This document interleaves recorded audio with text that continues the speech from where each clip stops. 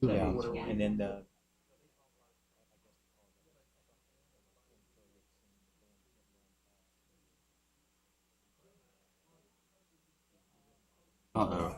grandfather.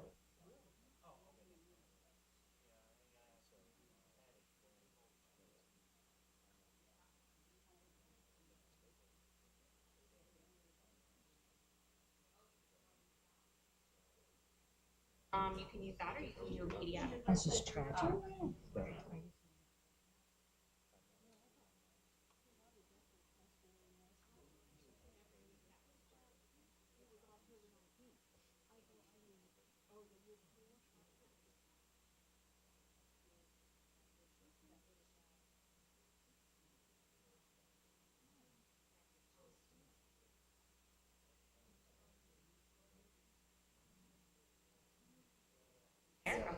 I mean, you can use the other one if you want, but it might not be the best time to try it. Oh, whichever you want. You got that traffic light there. That's well marked.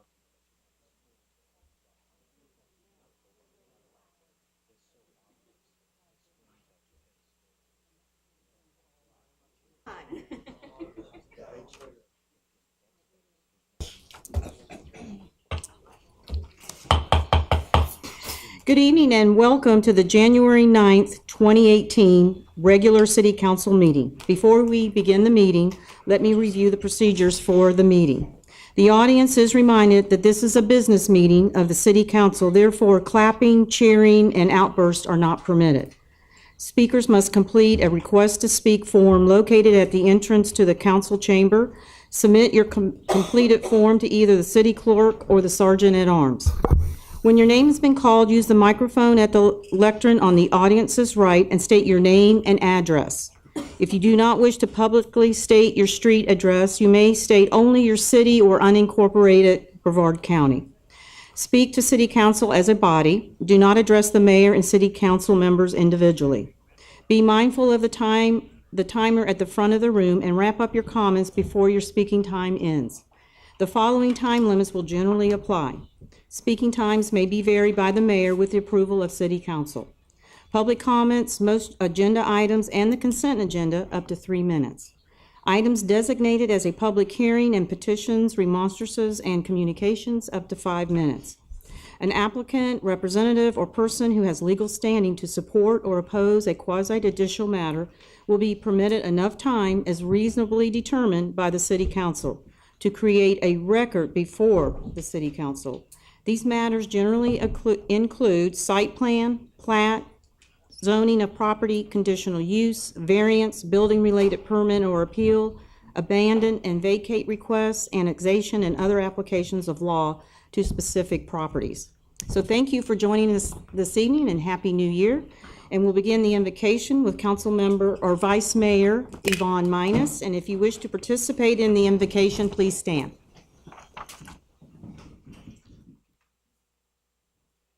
Our Father, we thank you for the opportunity again to see another day that was not promised to us.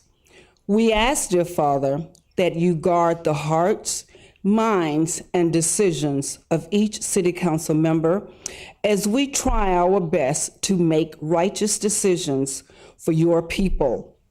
And bless our staff, dear Father.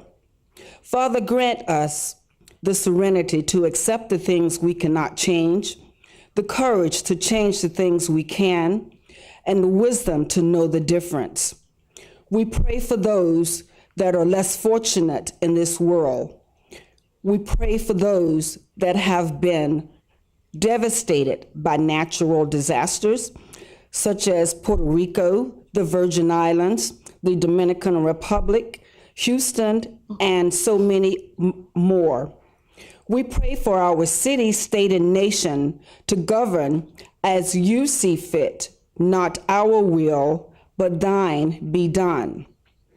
At this time, we pray for all of our servicemen and women whom every day pay the ultimate sacrifice so that we can live in the land of the free and the home of the brave. We pray for the safety of our local warriors, our police officers and firefighters, and we ask that you watch over them and their families as they strive to make our communities safer and a little more perfect.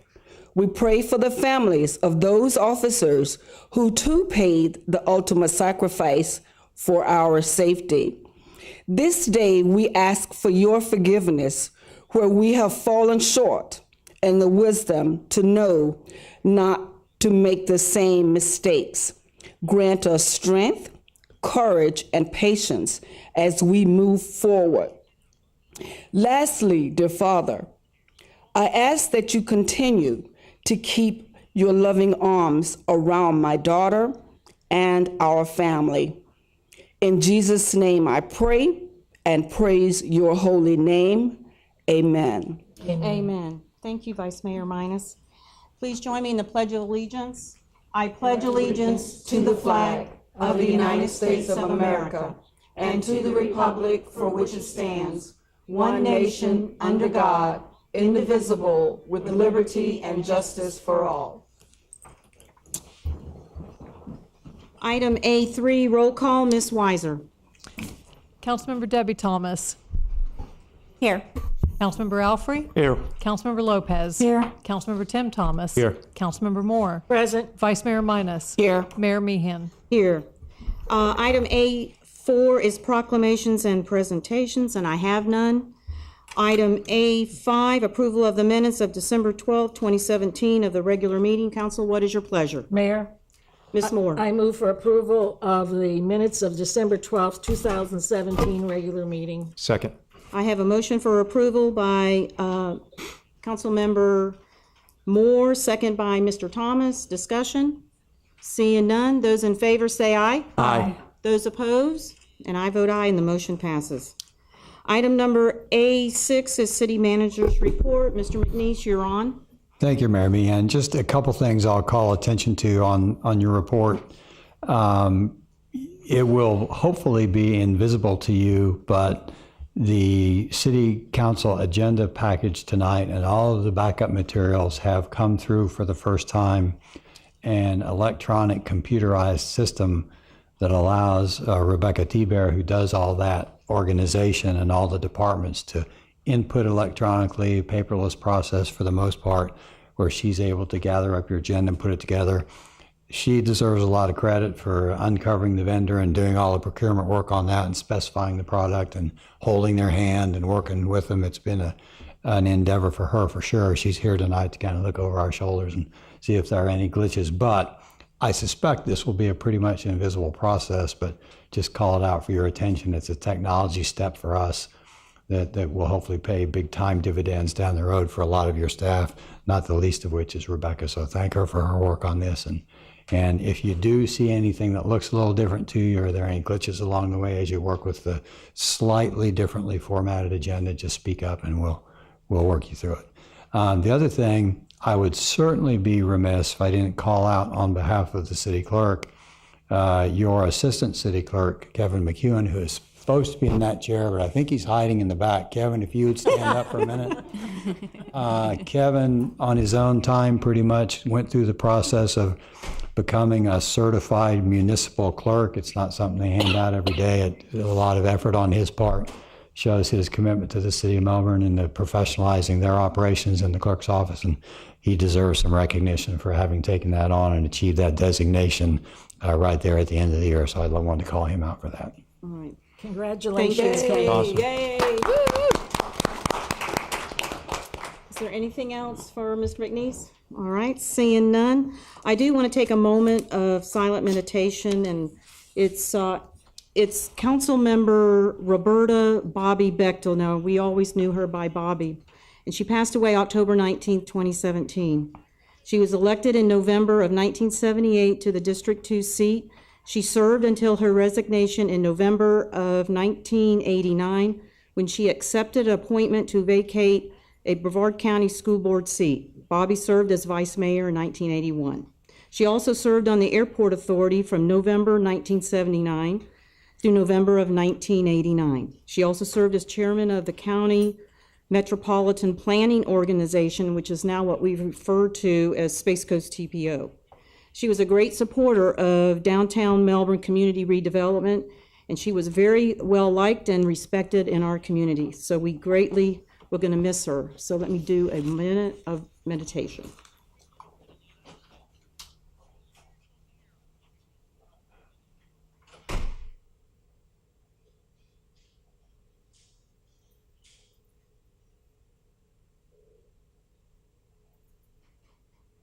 Thank you.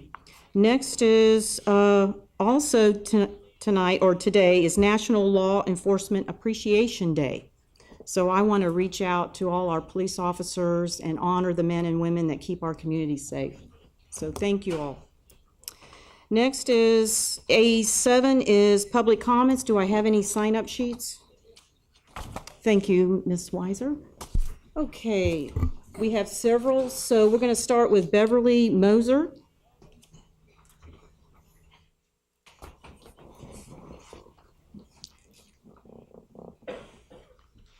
Beverly Moser, 4831 Springwater Circle, retired Mel High teacher and concerned grandparent of 2 Sherwood Elementary students. My comments this evening want to focus on the crosswalk at Post Road and Sherwood Boulevard. Of course, there was a recent tragedy in the death of Gavin Imes on December 15th. My concerns are threefold. First of all, the placement of it. It's not in a school zone. The signs are preceding the crosswalk. It's not in the sight line of the school. And it's, of course, not at a stoplight. It is quite a few feet from a stoplight and seems to be sort of randomly placed. So I would like to know why it was placed there. Were there any studies actually done to determine the best location of that crosswalk? Was there a committee or an individual decision? And was there any input from the school in making that decision? I'm also concerned about the design of this particular crosswalk. The flashing lights are actually on the side instead of overhead, so it would be in the peripheral vision of a driver. And there is no delay when you push the button between pushing the button and the lights coming on. So that's really not adequate for drivers going 35 miles per hour trying to stop. And it's not staffed by a crossing guard after 3 o'clock, and after school programs end at 4. I would recommend that we move the school zone sign so that it includes the crosswalk, have the crossing guards remain at that location until the after-school activities at 4 o'clock are over, so that they could assist students leaving after-school activities at Sherwood to cross the street at this randomly selected location. And I would also recommend perhaps a traffic study being done. Cars go very quickly there, and there is a lot going on with cars turning from Croton. There's a railroad train not too far from that area as well. So it is a confusing area where drivers need to pay attention to the road, and they're not always looking off to the side. I'm sure that safety is a major concern for all of the people at Sherwood and for all of the city council. And so I would be looking forward to you adding this to your agenda so that you could discuss what might be done to avoid any further tragedies. Let's not wait until another one happens. Thank you very much for your time. Thank you, Ms. Moser. Next is Keith Rudd.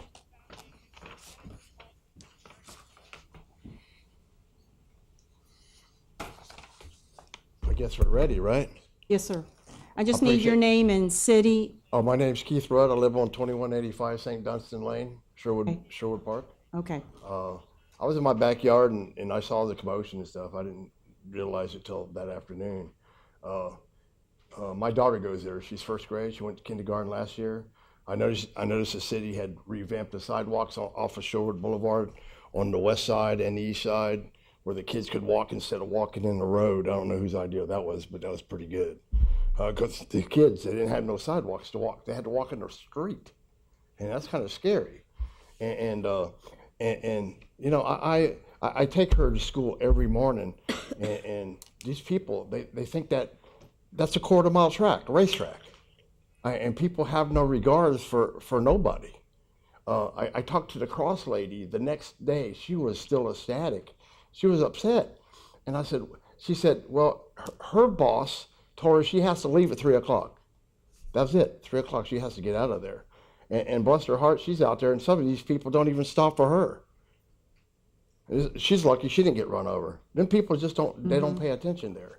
And like the school zone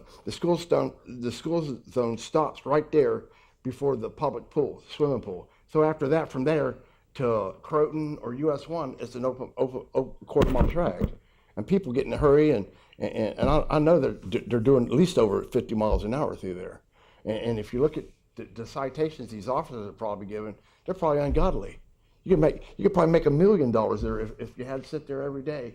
You can make $1 million a week by taking these people. And the problem is, it took for a little kid to get run over here. And like this young lady here just said, what's he going to do? Take another little child or somebody else to get run over? I mean, this is what we live for our kids, not for ourselves. We want better for our family. That's the way I was raised. Each generation does better for the next generation. So if we see a problem, let's fix it for the kids, because one of these days, these kids will run this town. And they will be taking care of you people too. Maybe a nursing home or whatever. These kids are very important to us. And a while back, I've been in Florida all my life. I've been here, I've been here for 50 years here. And a while back, I read the paper, and there was a couple that came down from up north. God bless them. Come on down and retire in Florida, that's fine. And they were bickering about paying school taxes because they had no kids. Well, I'm sorry. You come to Florida, the people that built your home that you can live in the rest of your life, they have kids. They go to school. I'm sorry your kids are all grown and off to college and everything. We have kids down here. You don't want to pay our taxes, go back home. But one thing about it's about the kids. And I don't know whose design that was or anything. Actually, you got one right out here, the same thing. The same crosswalk you have out here in this public assistance right here. And these people out here, they're not paying attention to that yellow cross. They don't pay attention to that. And I was told somebody already got ran over right out here. I don't know how true it is. It's true. So, yeah. After 2 years, it was the assistant city manager got hit. And the same kind of lights. Mm-hmm. So really. But it took us that long to even get a light out there, according to DOT. So it took us 2 years to get that light out there. And no offense.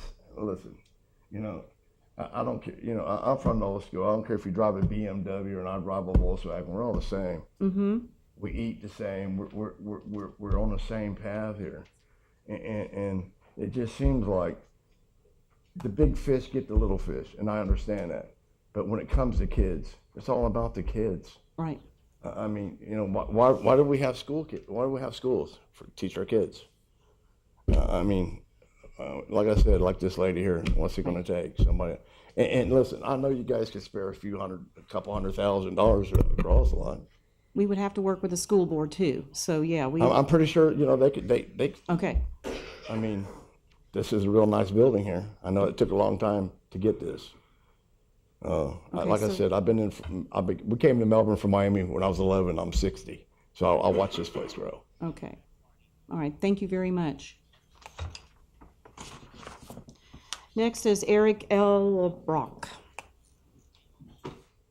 I almost said V. L. That's why I slowed down. You want to do it? All right. Eric V. Ellebrock, 1948 Tyler Avenue, and I alone am responsible for everything I say.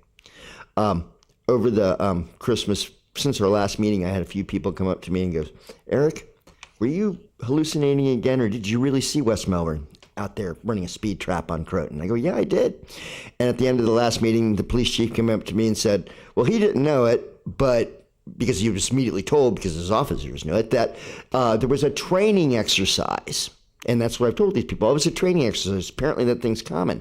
And the overwhelming response has been, how come they're not training in West Melbourne? Okay, we got to be kind of careful about this. I don't know, again, it's apparently a common thing. Kind of just left a bad taste in my mouth. I'm hoping it left a bad taste in some other people's mouths too. Speaking of bad taste, I hate the rule of unintended consequences. I was contacted by a group of young ladies who advertise on Backstreet. They are a little TO'd because they're facing competition. Guess where that competition is coming from? Toronto.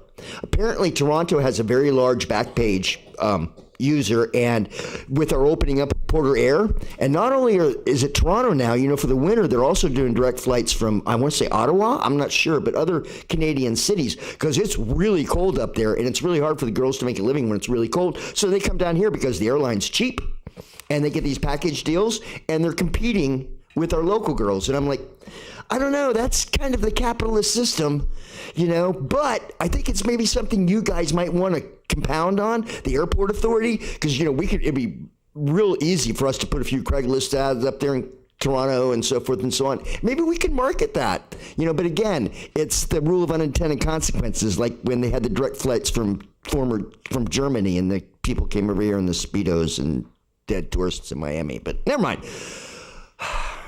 Yes. Oh, and yes, I recently did my part to clean up the city of Melbourne. I gave a hooker a bath. So I just wanted to pass that on to y'all. Y'all have a great evening. Thank you. Thank you, Mr. Hellebrock. Karen Ivory?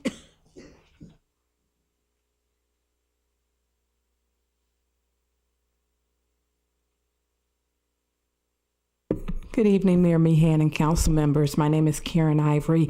I am the principal of Sherwood Elementary School in Melbourne, Florida, and I reside in Rockledge, Florida. Before I talk about the reason I'm here today, I want to take this opportunity to thank the Melbourne Police Department. They have been a great support to us and to our students. When we call them, they're there, they're attentive, and I just want to make sure I say that up front. But tonight I'm here to share some concerns with this council that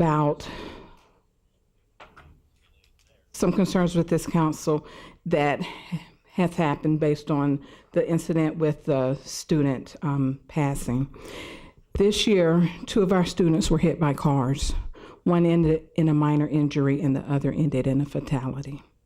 Our teachers and parents have reported the excessive speed cars drive on Post Road almost on a daily basis, and this is during arrival and dismissal times.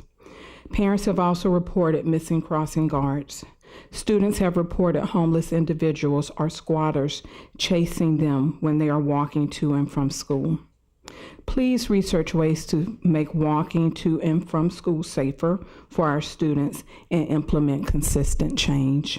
Thank you for your time. Thank you, Ms. Ivory. Madam Mayor. Yeah, Mr. Thomas. Ma'am, I attended the Celebration of Life ceremony for Gavin Imes, who was the young gentleman that was killed in the crosswalk on Saturday. And it was held at Sherwood Elementary School. And I would just like to thank the principal for hosting that event. That was a wonderful event that brought the community together to mourn the loss, but also to celebrate the life of young Gavin. And even though he was very small in stature, the young man had a huge heart and a huge spirit. And I think all of us probably here on the council have lost a parent. I couldn't imagine losing a child. I just couldn't imagine it. But to hear the testimonials of folks in the audience about how kind and a gentle spirit this young man had, that was truly inspirational. And I thank you for hosting that event. And I know we're obviously not going to solve this tragic issue tonight, but I do hope, and I know I've already talked to the city manager, and I think he's already talked to the city engineer. We definitely need to take a look at those 2 crosswalks and see if there's anything at all that we can do to make sure that this doesn't happen again. And I go down Post Road all the time. I'm obviously in District 1. I live right around the corner on Wickham Road, off Wickham Road in Summerbrook Preserve. I go down Post all the time, and you're exactly right. That first crosswalk there right in front of the elementary school, it's well lit, it's well marked, cross guards are there. People automatically, it's very obvious, they start slowing down before they even get there. But then after they clear that and they start heading east again on Post Road, then it almost becomes the Indianapolis 500 out there. And so that second crosswalk is a huge, that's an issue that we definitely need to take a look at. And there's probably a short-term solution that we need to take a look at first. That's probably not that expensive. And then, of course, a long-term solution, which probably is going to cost some money. We can't have that happen again. And I express the condolences from the city to you guys and to the community for Gavin's loss. And we're going to do everything that we can to make sure that doesn't happen again. Mayor? Mr. Elfrey. Yeah, I'll concur with what Councilmember Tim Thomas said. I grew up in Sherwood Park, grew up on King Richard. I went to Sherwood Elementary School since the 70s. I've been here a long time, and I've seen it evolve to the road just being 2 lanes to now, like you said, it's just too fast. And whatever we can do, you have my full support. And I'm sorry, and thank you again for hosting that, ma'am. Thank you. Next is Lisa, it's Latulippe. Okay.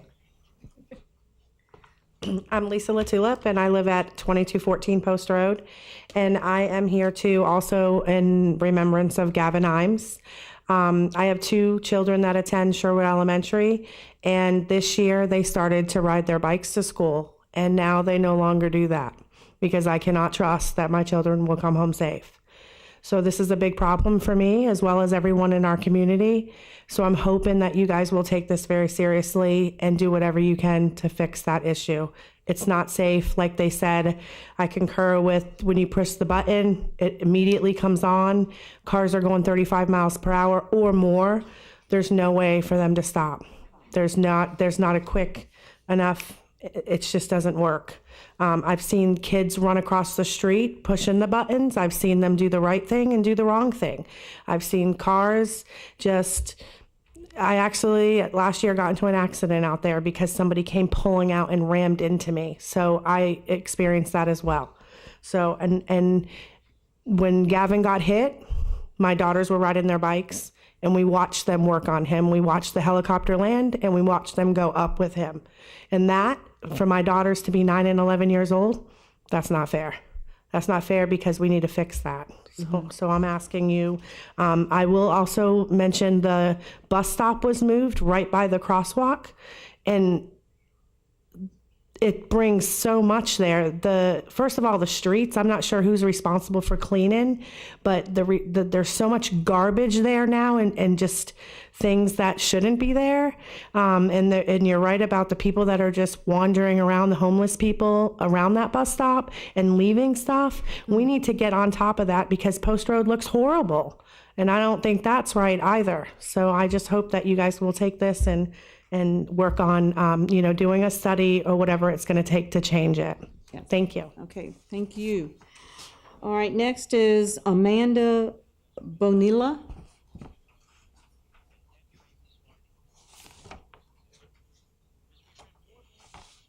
Hi, I'm Amanda Bonilla. I'm a mother of 2 that attend Sherwood. I live in the Sherwood subdivision on Robin Hood. I've lived there for 34 years, my whole entire life. There was never a crosswalk there, and it doesn't seem like there was that many issues before the crosswalk was put there. Cars do race down Post Road, and I think there needs to be a light there, like an actual traffic light that stops. And a normal crosswalk, when you press the button, it doesn't automatically come on. It allows time for the drivers to stop and then the kids or pedestrians to cross. It gives a false sense of security to the children, thinking that they're just pressing a button and able just to walk right out. So I think it needs to either be totally removed. I know that's probably not going to happen, or it needs to be reevaluated and an actual crosswalk or light put there instead of just the flashing light. Thank you. All right, thank you. Next is Charles D-E-V-E, I'm not sure on the D-E-V-E-R-C-E-L-L-Y. Is it Charles? On Plumpton Drive?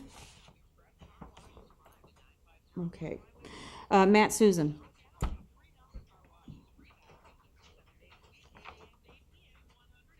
Thank you, guys. I just wanted to say I'm very proud of you as a board and all the things that you've done. And when the PTO groups were meeting before, I told them how honorable it is that you guys and how hard you work at what you do. And just coming before you guys, I wanted to say thank you for the opportunity for being here. I did want to say that Sherwood plan and stuff like that that are coming forward. If there's any way that you need my support, the comment that you made as far as the schools, we'll be there for you. Our DOT, or our transportation director is already meeting with some of your traffic people over what we can do inside of our city to work up some of our bus stops and stuff like that. But I wanted to just come before you and say what we've got going on so that you guys know exactly what the school board's doing at this time too, and just take a minute to do it. The first thing is that I drove after Gavin was hit all the way up to DeLand, Florida, to the DOT office because I had put in a series of requests to have safety reviews done at both O'Galley and Croton and a couple other areas we had been sitting on for 3 months. So they promised us that we would have a 30-day turnaround after I met with the director up there.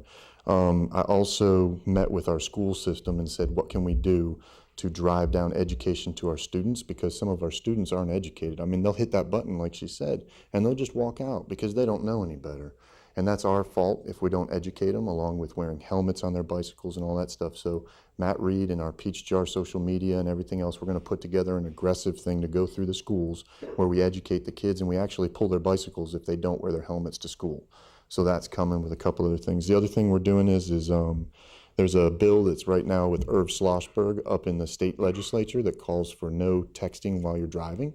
I'm going to try to talk. Irv is not somebody that I would call a friend, but somebody that I might be able to reach out to. We're trying to get it to where it's illegal to text inside school zones, and that if you do text inside of a school zone and you're dinged, it's a first degree, so that it would actually cost more for the ticket. Take the ticket money and then pay for the crossing guards, because I think that's where a lot of our issues are, is with the crossing guard cost. And we know you guys are strapped just as far as we are too.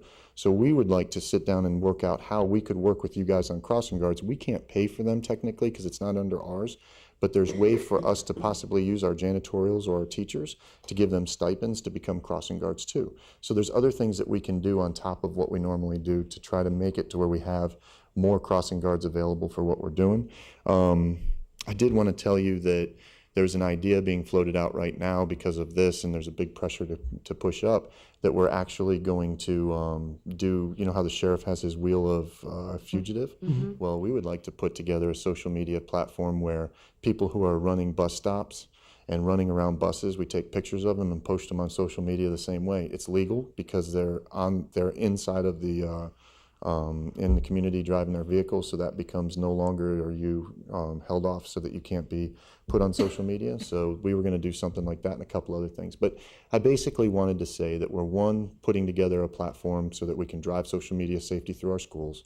2, we've put together some requests to the DOT up in DeLand, and I'm going to be following up on the 24th over at the Florida Highway Patrol with the Space Coast Transportation. I think you chair that, Ms. Meehan, with some of the requests and making sure they go through. And then 3, just whatever I can do for you guys as a school system. And these people back here, they're phenomenal. I mean, Tim, thank you so much for coming to that. That was huge. So do you guys have any questions as far as the school system, what we can do? Well, what I wanted to say is, you had wanted to have a meeting, and so yes, that's great. We'll have a meeting, but I did talk to Ms. Lamb about the police report. Now, that's still not completed yet, and so, but after that, then I'll schedule a meeting and that's great, and I think that if you hear what they're saying behind, they're more concerned about just fixing whatever's wrong rather than whatever happened in the past. And I think that going forward, if we can do that, then also there's a lot of other pieces inside the city that I'd like to work with you guys on. This really scared me. So yeah, I was very upset. All of us. All of it. I can't speak for everyone, but I imagine I'm sure we were all upset. And I know what it's like to lose a son. I lost mine. Yeah. So okay. So that's it. Anybody else? Anything else? No, I would say. Mr. Elfrey. Thank you, ma'am. No, thank you very much, Matt, for what you're doing. I know you have the passion and the heart for this, and whatever I can do, and we talk quite often, whatever I can do, you have my full support on that. And I appreciate it. We'll just keep it up and try, because I've got children this age, we both do, but whatever we can do. I think getting in your pickup truck and driving up to DeLand to the DOT office and kind of haranguing some of those directors and stuff might be what we end up doing. Hey, I'm there. And I don't know if it's sunshine if y'all ride in the vehicle too, but I'm sure Tim can ride in the bed of the truck, and that's not a sunshine violation. All right. All right, guys. Thank you. Thanks, Matt. Mr. Susan. All right, that's it for public comments, and I will close public comments and go to, we don't have any unfinished business. We'll go right into new business. And let's get to that. Item number 8. All right. Books too. Okay, let me see. Item C8 is the interlocal agreement between Brevard County, City of Melbourne, and other local municipalities for the Save Our Indian River Lagoon Local Infrastructure Surtax. And this is under engineering, Ms. Jenny Lamb, and I understand you're just taking over the whole meeting. So Should have asked do you for a want to just stay right stool, there? but yes. We got some good projects coming. We do. This is for the Save Our Indian River Lagoon Infrastructure Surtax. Back in August of 2016, when the county, we were looking for support for the sales tax and for it to be on the ballot, they brought forth a draft interlocal agreement. At that time, council, at staff's recommendation, wasn't ready to sign that interlocal agreement. There were many issues that weren't answered. The main issue that was not answered is how are they going to divide the credits when I say credits, it's the pollution reduction credits, and how that was going to be divvied up between the different municipalities. And some of the municipalities did sign the original agreement. They were talking about doing an amendment. This has now been more than a year later. They decided to just come up with a complete new agreement. It says that if you did previously sign, which we didn't, this supersedes it. But basically what it boils down to is that they have come up with a way to fairly distribute amongst the jurisdiction, and what the formula is based on is population. Currently, it's on the 2016 population data, but as we get a new census data in 2020, then it will be updated automatically. So we say, what does that mean to us? Right now, that means that in what we call the North Basin, and for intensive purposes, that's 192 North, that we receive 26.5% of the credits for any project done with Save Our Indian River Lagoon funding. And for the Central Basin, we get 12.6% of the credits. So that doesn't mean we have to do the project, meaning the City of Melbourne has to facilitate the project. It's because it's money that's been collected throughout the entire county, and so that's why it's based upon the population. And we had several meetings with the county, the municipalities had several meetings on this, and we all agreed that overall that is probably the fairest way to go about distributing the credits. The other thing it added, which wasn't in an original draft, was that if the project, and we have a couple projects coming up, if a project has city contribution towards it, so say they only pay for 50%, or even if it's 80% of the project, the remaining amount of the money, obviously 100% of that percentage of the credits will come to the City of Melbourne, because that is our money funding it. And then the Save Our Indian River Lagoon percentage is then divvied up per the set percentages. So with that, I'd like to ask for approval of the Save Our Indian River Lagoon Infrastructure Surtax Interlocal Agreement with Brevard County, providing for the equitable distribution of pollutant reduction regulatory credits for projects funded with the proceeds of the Save Our Indian River Lagoon Infrastructure Surtax. All right, thank you, Ms. Lamb. Any questions for Ms. Lamb? Mayor, Ms. Lopez? do we have any idea how much money will come to the city according to this agreement?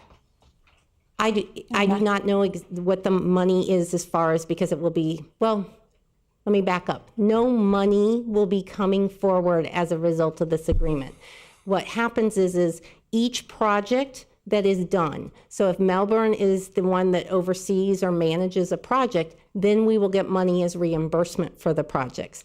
But what it's doing is it's giving us credit towards our pollution reduction that we are required, that was a mandate that we are required to reduce certain amounts of nitrogen and phosphorus going into the lagoon. So it's sort of hard to equate those dollar for dollar, but as you can see later in the agenda, we're receiving funding for set projects. I don't know, did I answer?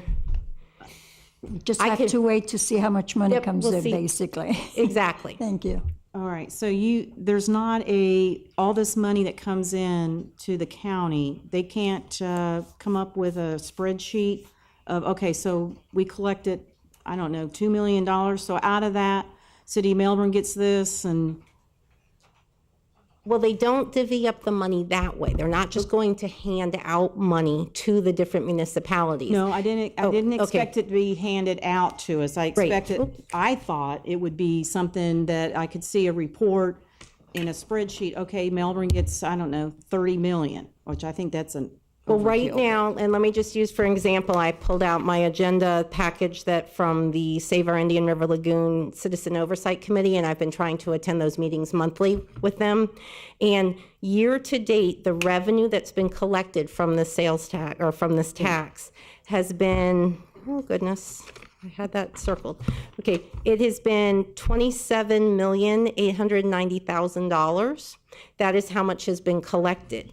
Now, I can I can tell you how much has been allocated to Melbourne in that amount, but that is because we applied for projects.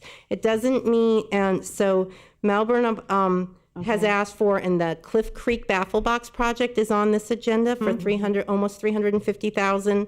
The Thrush Drive Baffle Box is on here for 322,000, and then we have the septic to sewer conversion that is on here tonight for $86,000. Additionally, we've already done a project, the Penwood project, that was for $40,000. And we have a couple of other projects that are still we're developing. So, okay, so but regardless of how much we get in reimbursement, we are still going to, in the North Basin, get that the 26.5% credit. So any project that's done within the North Basin, we get that credit for, and it's not a dollar value, it's a credit for pound of nitrogen removal. Okay. So I don't know if that better explained. Well, you have to apply to get the money. I agree, but you have to know what that amount is to apply, right? So if you're figuring out your projects, you got to figure out, well, I can only do 10 this year and maybe 20 next year, right? Well, and that's why we put in, I think, for maybe 7 projects last year, and we're trying to keep up with them. And so we really look closely at what projects we would put in for this upcoming year, because we need to make sure that we're following through, and we're not taking on too much work for us to handle with our staff. But this also, then we figure every project that we partner with the county on with this money, that is funding that can be used on other stormwater quality projects. And so it's a trade-off, because that means more water quality projects can be done in Melbourne. And then, that's right. It's a good thing. Yes, I agree. It's a very good thing. It keeps us busy, but it's a good thing. Yes. Yeah, if you need some help, let me know. Anyone else? Any questions? Mayor, yes. Yeah, Ms. Lopez. Can we be notified when we're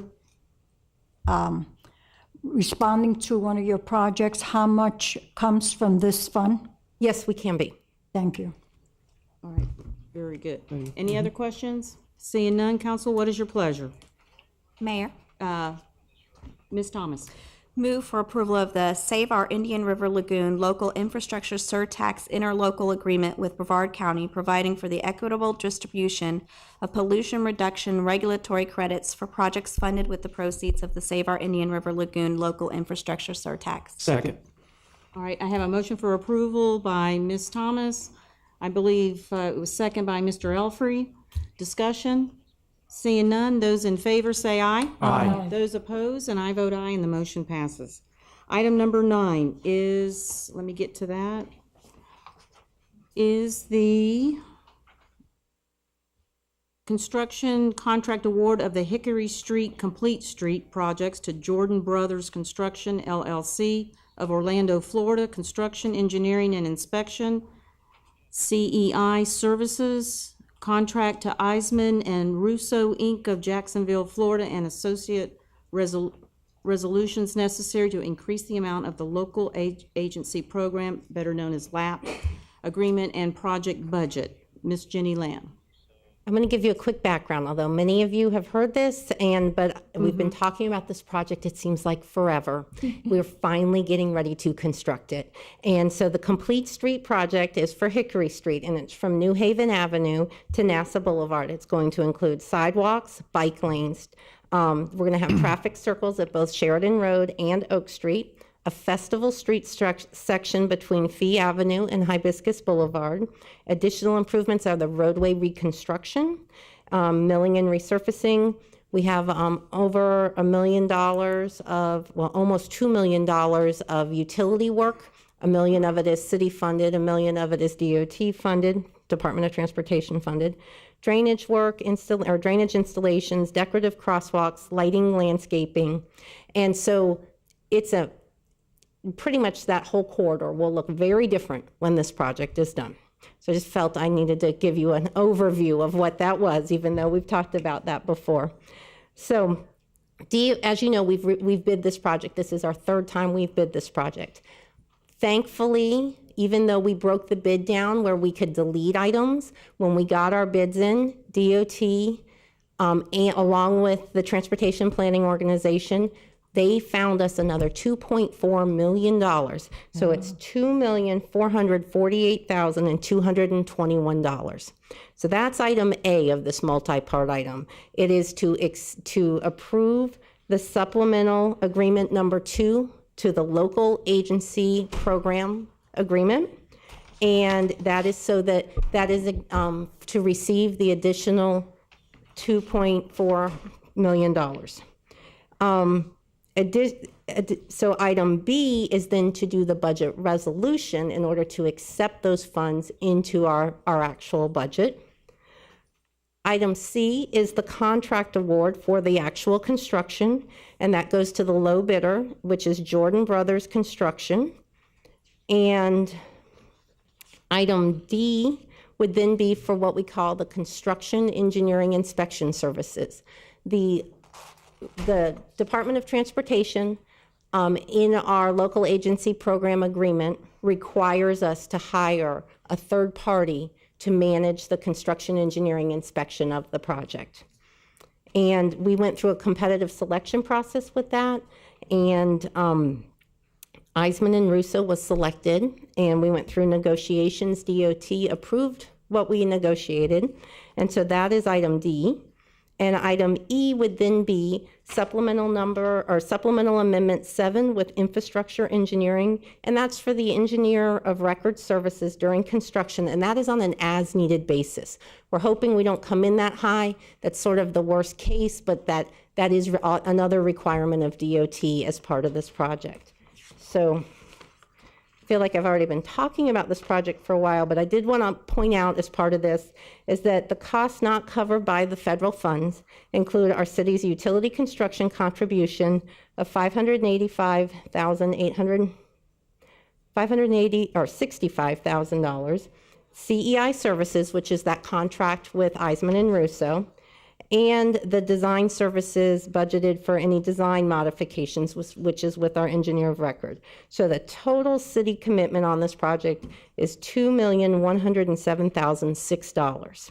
That's about 22% of the total cost. So, I mean, DOT has come through, and they are going to allow for up to $7,266,342.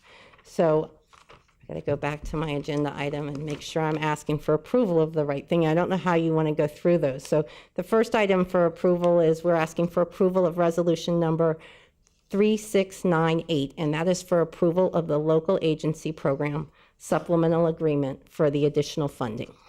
Okay. I guess what we'll do is when you're done, then we'll go down separately. So, okay. Right. Well, I already sort of ran through those, but the other one would be the resolution 3699, and I just wanted to get that on record. And that was for the budget resolution accepting the money into our budget. Okay. So at this point, we'll ask questions. Are you done, Ms. Lamb? Yep. Okay. So any questions for Ms. Lamb? Yeah, Ms. Thomas. When are we looking for a start date on this, and how long would be the completion? We typically say that it is it takes approximately 4 to 6 weeks before construction will start, before we issue what we call the notice to proceed. We have to finalize the contracts, make sure they've given us all of the paperwork and the bonds. And so I would say, I'd like to say before the end of February, we should be starting. I'd say end of February, beginning of March, construction will be starting. And is this construction going to be mostly evening construction, or is it going to be day and evening? It is going to be day and evening. We have previously met with the hospital. We intend to meet with the hospital again now that construction is getting ready to start and work out. We're going to do some, we're going to provide them material, communications, and we may actually meet with their staff too to let them know when certain lanes will be closed and that type of thing. So it's our goal is to provide everybody in the corridor, but especially with the hospital having so many employees, provide everyone with communication on when lane closures will exist and not. Thank you. So you're going to start on NASA then? That will be your starting point? When we have our pre-construction meeting, we will go over the timing with it. It may be that the contractor has valid reason to start more on the south area, or he may propose to do one lane and then the other lane. But our goal is to not have the entire stretch completely torn up the entire time. Right. So have we done business with Jordan Brothers Construction? No, we haven't. And we went through a very extensive review of their qualifications. We contacted past or people that had done work with them in the past.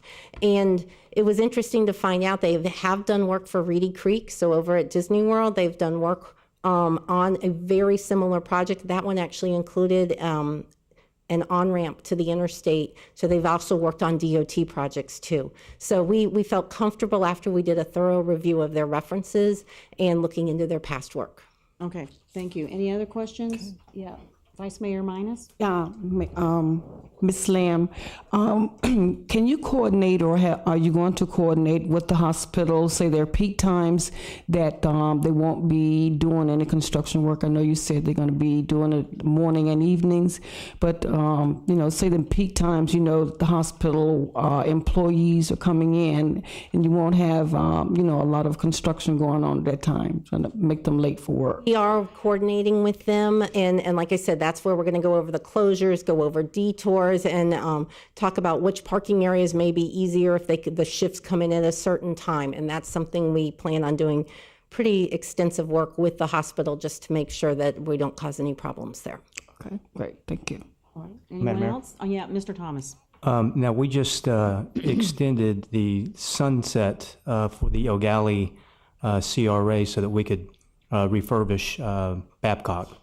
And so, no, I'm sorry. Babcock Street. Babcock Street, right? Yeah. So could the construction of this project with that be going on simultaneously, or have y'all thought about that to make sure that that's not going on, because that can really cause a lot of congestion? It will be going, there are portions of it that will be going on at the same time. This project, meaning Hickory Street, will just be starting up as we're working on the Babcock project. Obviously, I have to bring a contract to you and get that approved first. And we have to do the proper transfer of the roadway. But the goal for the Babcock project is end of March, beginning of April. Okay. And that is looking to be less than a month project. Oh, wow. Okay, great. So that's going to be a very quick project. Great, thank you. All right. Mayor? Yeah, Ms. Lopez.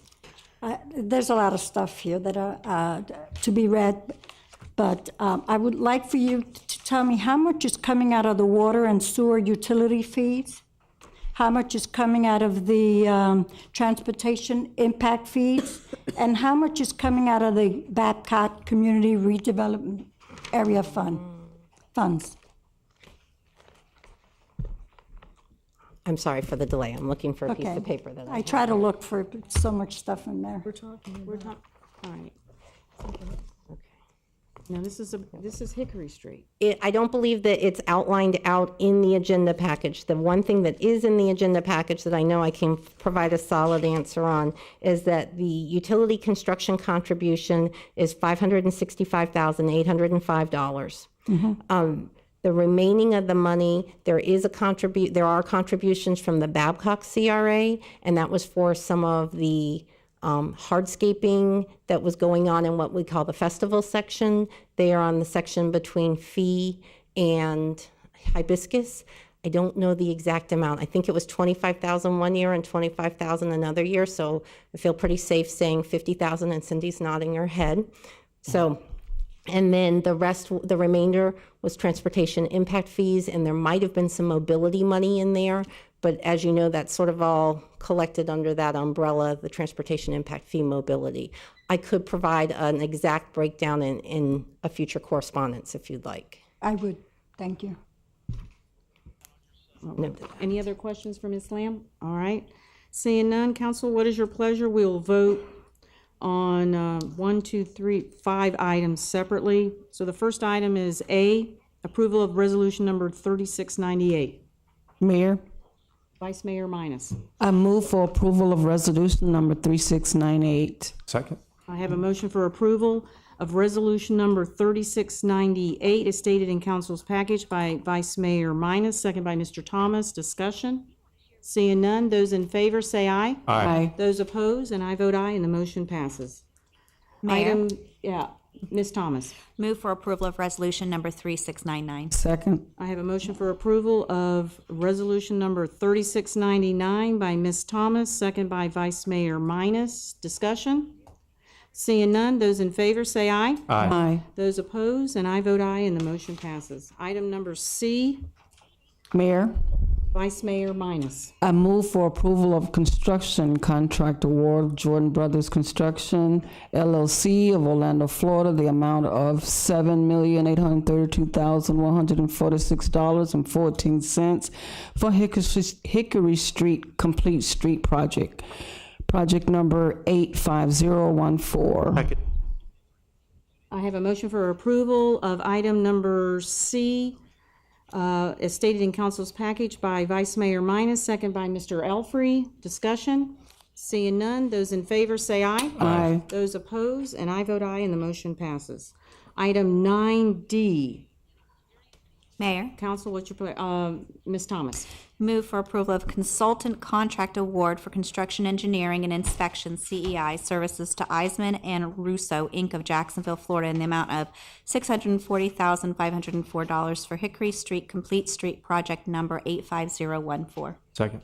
All right, I have a motion for approval of item 9D, as stated in council's package by Ms. Thomas, second by Mr. Thomas. Discussion? Seeing none, those in favor say aye. Aye. Those opposed, and I vote aye, and the motion passes. Item 9E, council, what is your pleasure? Mayor, Vice Mayor Minus? Okay. I move for approval of supplemental amendment number 7 for post-design service to Infrastructure Engineers Incorporated of Sebastian, Florida, in the amount not to exceed $115,316.35 for Hickory Street Complete Street Project number 85014. Second. All right, I have a motion for approval, as stated in council's package on 9E by Vice Mayor Minus, second by Mr. Elfrey. Discussion? Seeing none, those in favor say aye. Aye. Those opposed, and I vote aye, and the motion passes. Item number 10, Hogue Avenue Septic to Sewer Conversion, project number 32318, Ms. Jenny Lamb. This is one of our Save Our Indian River Lagoon projects. It is a septic to sewer conversion project on Hogue Avenue. And that's between Riverview Drive and US 1. I do need to point out that we noted the wrong council policy number in the memo. It used to be 51, it is now 22, and we were going off of an old policy listing. So I apologize for that one. The language didn't change. It was just the number that changed.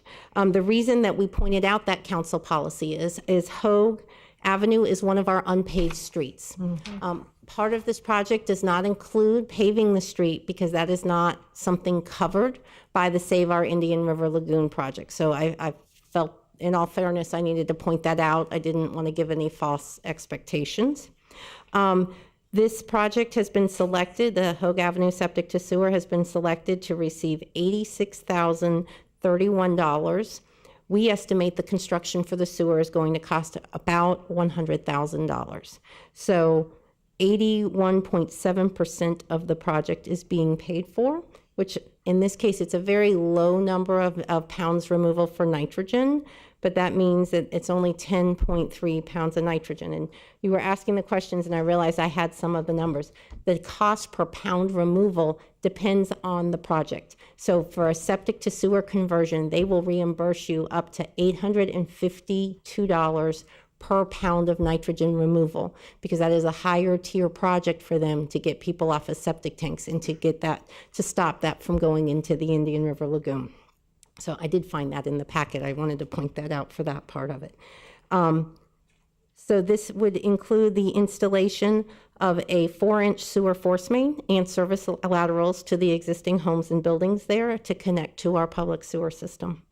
So we don't have a project for this right now in our budget. So we are asking, staff is asking for the approval of the creation of the Hogue Avenue Septic to Sewer project, approval of the Save Our Indian River Lagoon project cost share funding interlocal agreement, and for authorization for the city manager to execute that agreement. Along with that, we are asking for the approval of resolution number 3700, and that would be for the acceptance of the reimbursement money and to establish the project budget, with the remaining of the funding is coming out of the stormwater utility budget. Okay, thank you, Ms. Lamb. Any questions for Ms. Lamb? Did you get 100% participating in this project as far as the residents? We do not have, we do not know if we'll get 100% at this point. We have received, there are 9 lots that stand to connect to it, and we have already heard from 5 of the lots that they want to connect as soon as we put it in. The other ones said that they intend to connect at some point in the future. It may, they may wait until their septic tank fails, but they also recognize that, oh, well, once it's there, we might as well connect. Okay, so that's interesting. I think they need to be required to sign up for sewer to septic, or septic to sewer, excuse me. And once the sewer is readily available, they do start getting charged sewer on their utility bill, so that may start pushing them forward. I believe there's a grace period, but that's in our code right now, that if you have sewer within a certain number of feet, you do get charged that. Okay, yeah, Ms. Moore. On this transition from septic to sewer, are they being charged individually? Is there a cost to connect? There is the our impact fee. Our sewer impact fee will be required. Now, these people may be eligible, and it depends on the parameters that's set forth in the city-run septic to sewer project. They may be eligible to have some of that cost deferred, but I have to go back and look at how that program was set up, because you have to figure the cost to hook onto sewer is far less than if they had to replace their septic tank. And so we look at some of those trade-offs on what is an equitable way to use our septic to sewer program. Okay, but does it not depend upon the amount of feet? No. It doesn't. It's just a flat fee. It's a flat fee to connect to our sewer. It's an impact fee that is based on your water meter size. So if you have a 3/4 inch meter, which most residential homes have, that is the flat fee. If you had a 3-inch or a 4-inch meter, which would be for a larger commercial development or multifamily, obviously the fee's higher because that's more water and hence more wastewater. What is the average fee? I don't know off the top of my head. I want to say it's right around $1,500, but I could be wrong. That may be in total of water and sewer together. I don't know. Do you by chance? I don't know that off the top of my head. Is it higher on sewer than the 1,500? Okay. On sewer. Don't have. I think that's probably why the other 4 people are reluctant to tie in. but I'd certainly like to get rid of those septic tanks. Yeah, That's the especially in goal. this proximity to the river. And if you Yes. start looking at where we're targeting this, it is in very close proximity to water bodies. And like I said, the ones that didn't say they connect immediately, they're like, well, once I have problems with my septic system, I am definitely coming on, because they see that there's a benefit to that. Okay. Any other questions?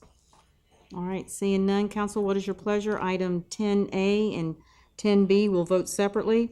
Mayor, Ms. Moore. I would like on 10A, I would like to make a motion for the approval of the creation of the Hogue Avenue Septic to Sewer Project, approval of Save Our Indian River Lagoon Project, cost-sharing funding, interlocal agreement between Brevard County and the City of Melbourne, and authorization for the city manager to execute the interlocal agreement. Second. All right, I have a motion for approval of item 10A as stated in council's package by Ms. Moore, second by Vice Mayor Thomas. Vice Mayor Minus. Discussion? Seeing none, those in favor say aye. Aye. Those opposed, and I vote aye, and the motion passes. Item 10B. Mayor, Vice Mayor Minus. I move for approval of resolution number 3700. Second. All right, I have approval of resolution number 3700 as stated in council's package by Vice Mayor Minus, second by Ms. Moore. Discussion? Seeing none, those in favor say aye. Aye. Those opposed, and I vote aye, and the motion passes. Ms. Lamb, we did have a request from the church that is located on Hogue Avenue wanting to do pavement. So I'm wondering, can we, if there's no objection with council, to issue out the letters to those residents and see if they will agree to pavement of the road? And I know there's some cost to that. And also we need 70% approval. So if we could issue out those letters. I will do that. All right, thank you. Item 11 is Cliff Creek Baffle Box Project number 20215. Ms. Jenny Lamb.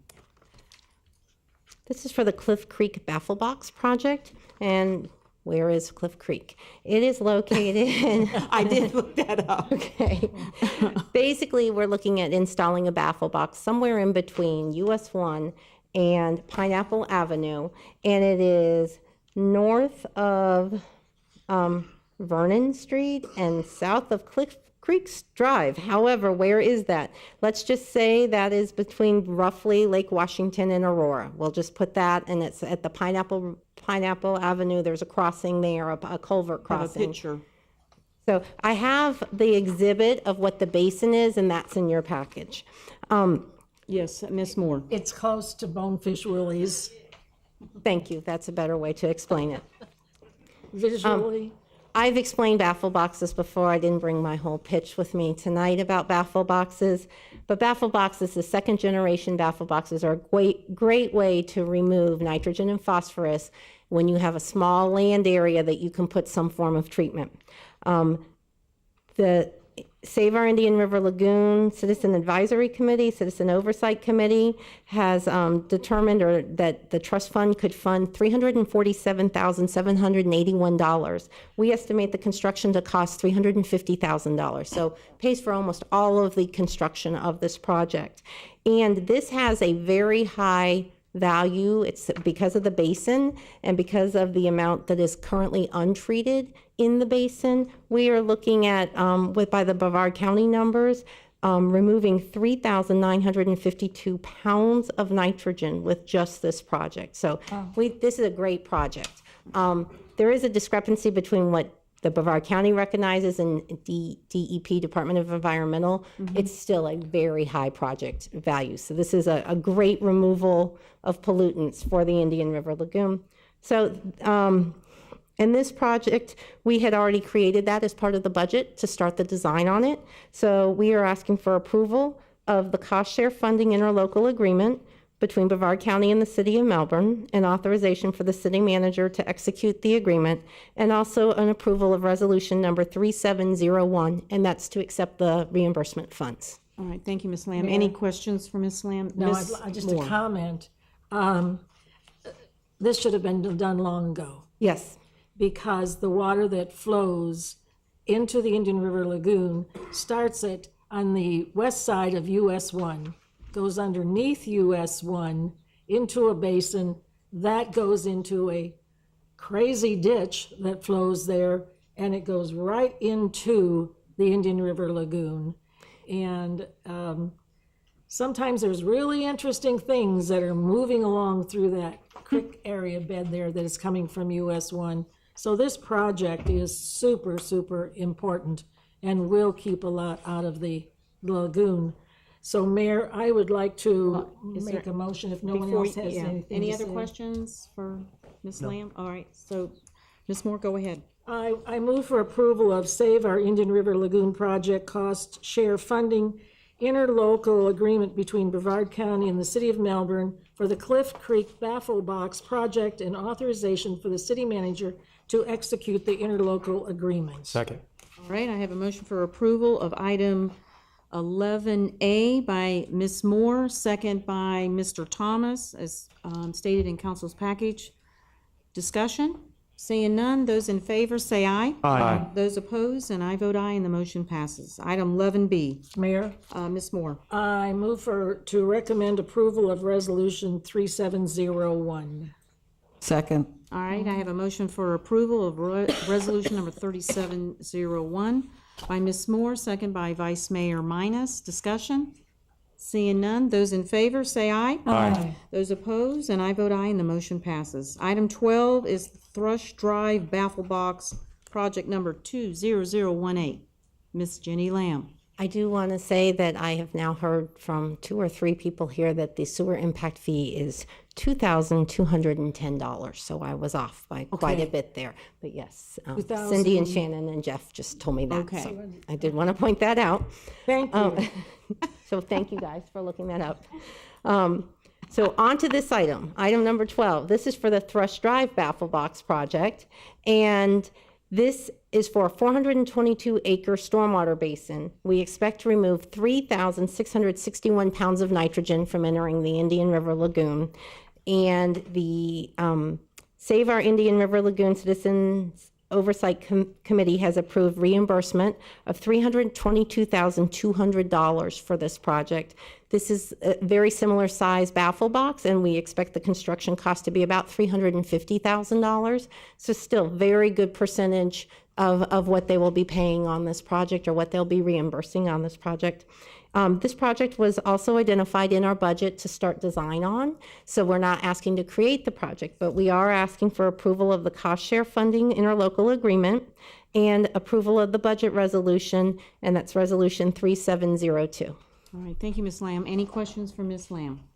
All right, seeing none, council, what is your pleasure on 12A? Madam Mayor. Mr. Thomas. Recommend approval of Save Our Indian River Lagoon project cost share funding interlocal agreement between Brevard County and the City of Melbourne for the Thrush Drive Baffle Box project and authorization for the city manager to execute the interlocal agreement. Second. All right, I have a motion for approval of item 12A as stated in council's package by Mr. Thomas, second by Ms. Moore. Discussion? Seeing none, those in favor say aye. Aye. Those opposed, and I vote aye, and the motion passes. Mayor? Item 12B, Ms. Lopez. I submit approval for resolution number 3702, a budget resolution to appropriate Save Our Indian River Lagoon project cost-saving funding in the amount of $322,200 into the project budget.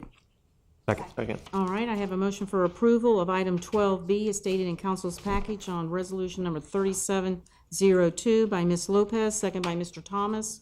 Discussion? Seeing none, those in favor say aye. Aye. Those opposed, and I vote aye, and the motion passes.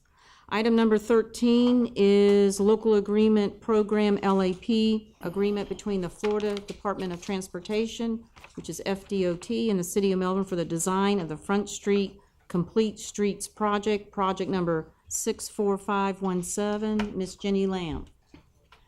We just talked about our massive Complete Street project. This is probably one of our smaller Complete Street projects. Yes. It is for Front Street, and DOT actually added in the agreement name that it's the Front Street Melbourne Avenue agreement or project, and that's because it's basically between Melbourne Avenue and New Haven on Front Street with some improvements on Melbourne Avenue. It's to provide connectivity for sidewalks, for bike lanes and bike paths, and just to improve the overall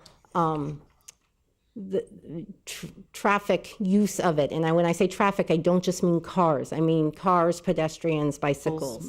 And so it's not a huge project. We expect it to only be about a total length of 600 feet.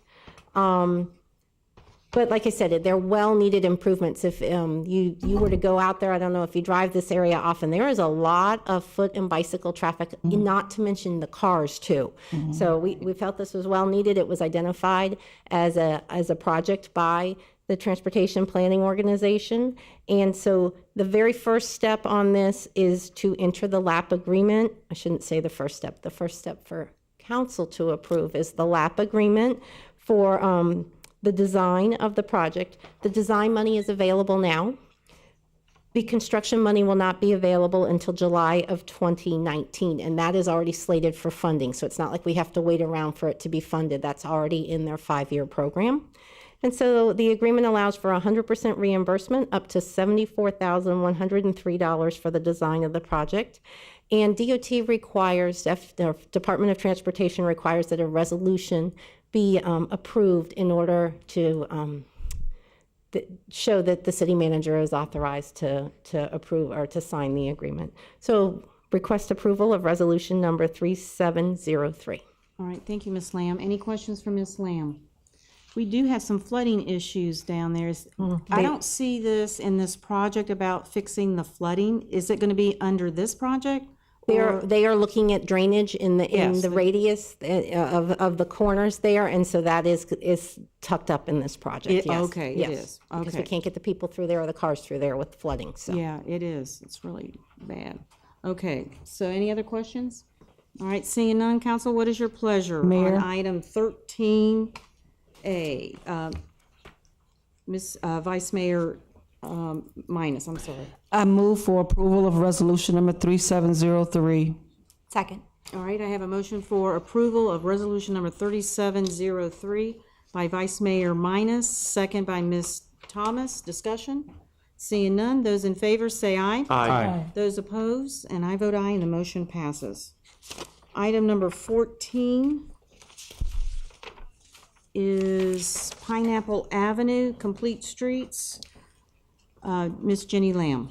similar to the previous item, this is a local agency program agreement with the Florida Department of Transportation and the City of Melbourne. This is for Pineapple Avenue Complete Streets project. The bulk of this Pineapple Avenue Complete Street project is dealing with the addition of new bicycle and pedestrian facilities, adding some crosswalks, and some, I don't want to say like traffic tables at those crosswalks to sort of elevate those to encourage drivers to slow down in that area. And in looking at any drainage associated with that, there were public hearings held for all three of these meetings all three of these projects that we're discussing tonight. And there was support for the safety components of it. We did have one person that did not want a sidewalk in front of his house. However, this is providing great connectivity for from Montreal Avenue all the way up to Aurora Road. And it does not encroach his property, and we're not removing, at least the preliminary designs doesn't show that we're removing any of his amenities, and it is a sidewalk in the right-of-way. So this allows for 100% reimbursement up to $83,515 for the design of the project, and we request approval of resolution number 3704. All right, thank you, Ms. Lamb. Any questions for Ms. Lamb? Yes, I have one. Yeah, Ms. Moore. Living on Pineapple, I wish it was going farther than just to Aurora. We have bicyclist groups that go up to Parkway and then go to Wickham Park. And so I'm sorry that it's stopping at Aurora. I'm also concerned, will it have an impact on the old oak trees? That in the preliminary design, they looked at that, and they looked at going either to move it a little closer to the road to get around the oak trees. I think in the preliminary design phase, and when I say that, it's the concept plan, I think there was only one oak tree and 2 palm trees that were questionable, and that is something that we will work with the design engineers, who we have not hired yet, but work with the design engineers to see if it warrants narrowing the sidewalk on the bike path a little in that area so that we can save those oak trees. I certainly hope that we can, because that's the ambience of Pineapple Avenue. Exactly, and that is why there's not huge amount of landscaping associated with this project, because there is such wonderful Right. trees and landscaping out there. Okay.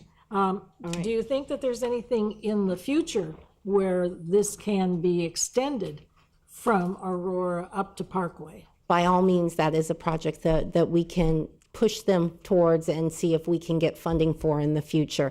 These projects, both the Front Street and the Pineapple, were somewhat selected by the Transportation Planning Organization staff. They went through a whole selection process, and we were fortunate that they looked at 3 of the streets here within Melbourne, and they looked at more, but 3 of our streets qualified for it. But by all means, that is a priority of, I know, engineering and community development to be pushing bike and pedestrian projects and extension of those facilities. Because I don't want people to get a false sense that it goes all the way. Mm-hmm.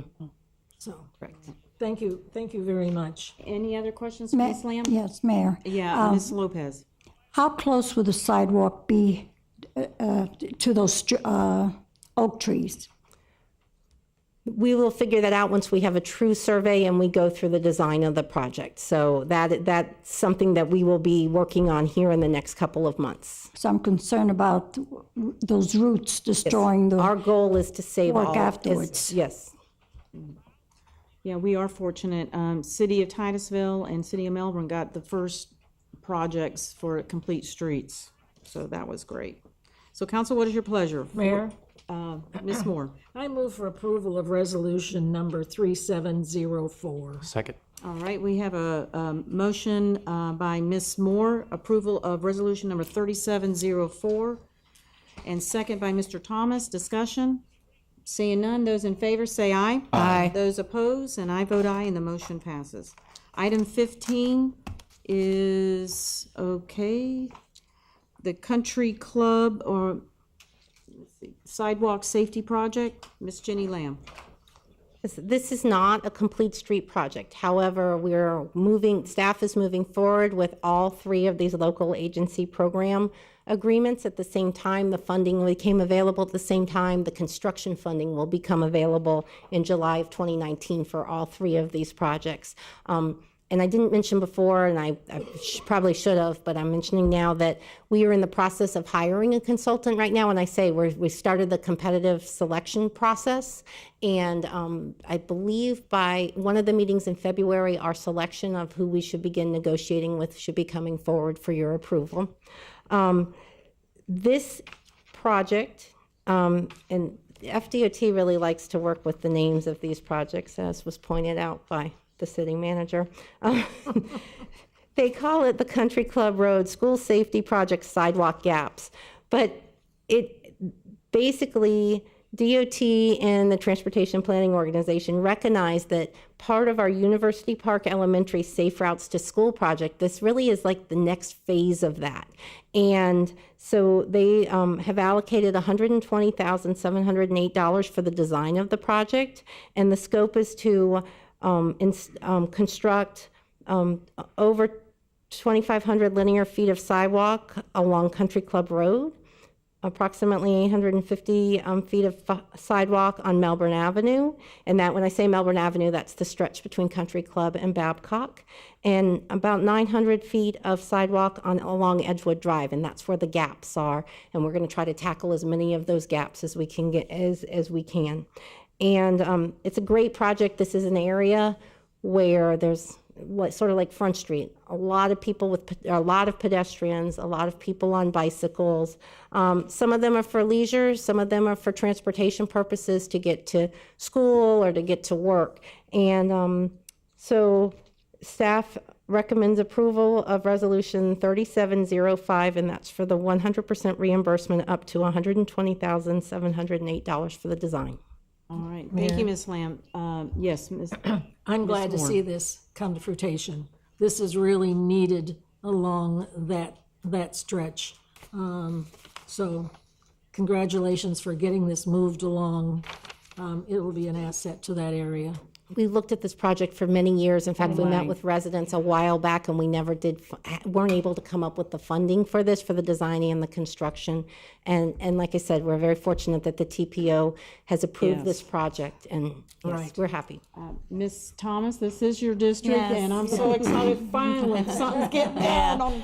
I am very happy to see this. I live right off of Country Club Road, so I drive it daily, multiple times. It's also located right where Florida Institute of Technology is, and as we all know, that school has grown immensely, and they have a lot of students now that are renting the homes, and they're walking, they're biking, or they're going at night into downtown, which we want them on their bike or on their feet when they're going into downtown and then coming back.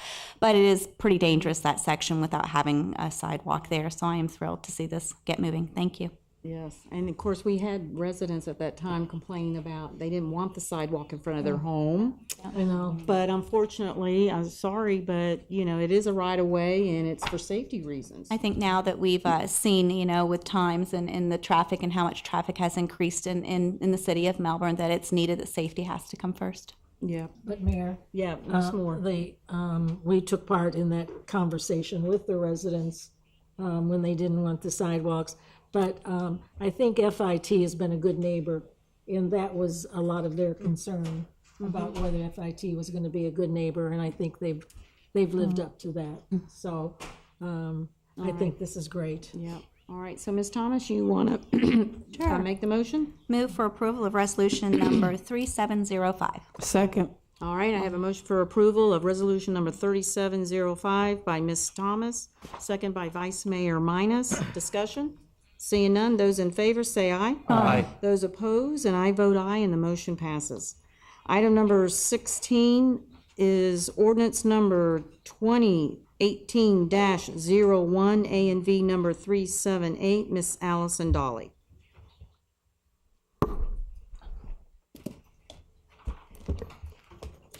Thank you, Mayor. An ordinance of the City of Melbourne, Brevard County, Florida, relating to vacation of the west 65 feet of a 10-foot wide public utility easement located east of Babcock Street, south of Nelson Avenue, and north of Dale Avenue, as shown on the replat part of Annie Laurie Gardens as recorded in Plat Book 12, page 24, Public Records of Brevard County, Florida, making findings, providing an effective date, and providing an adoption schedule.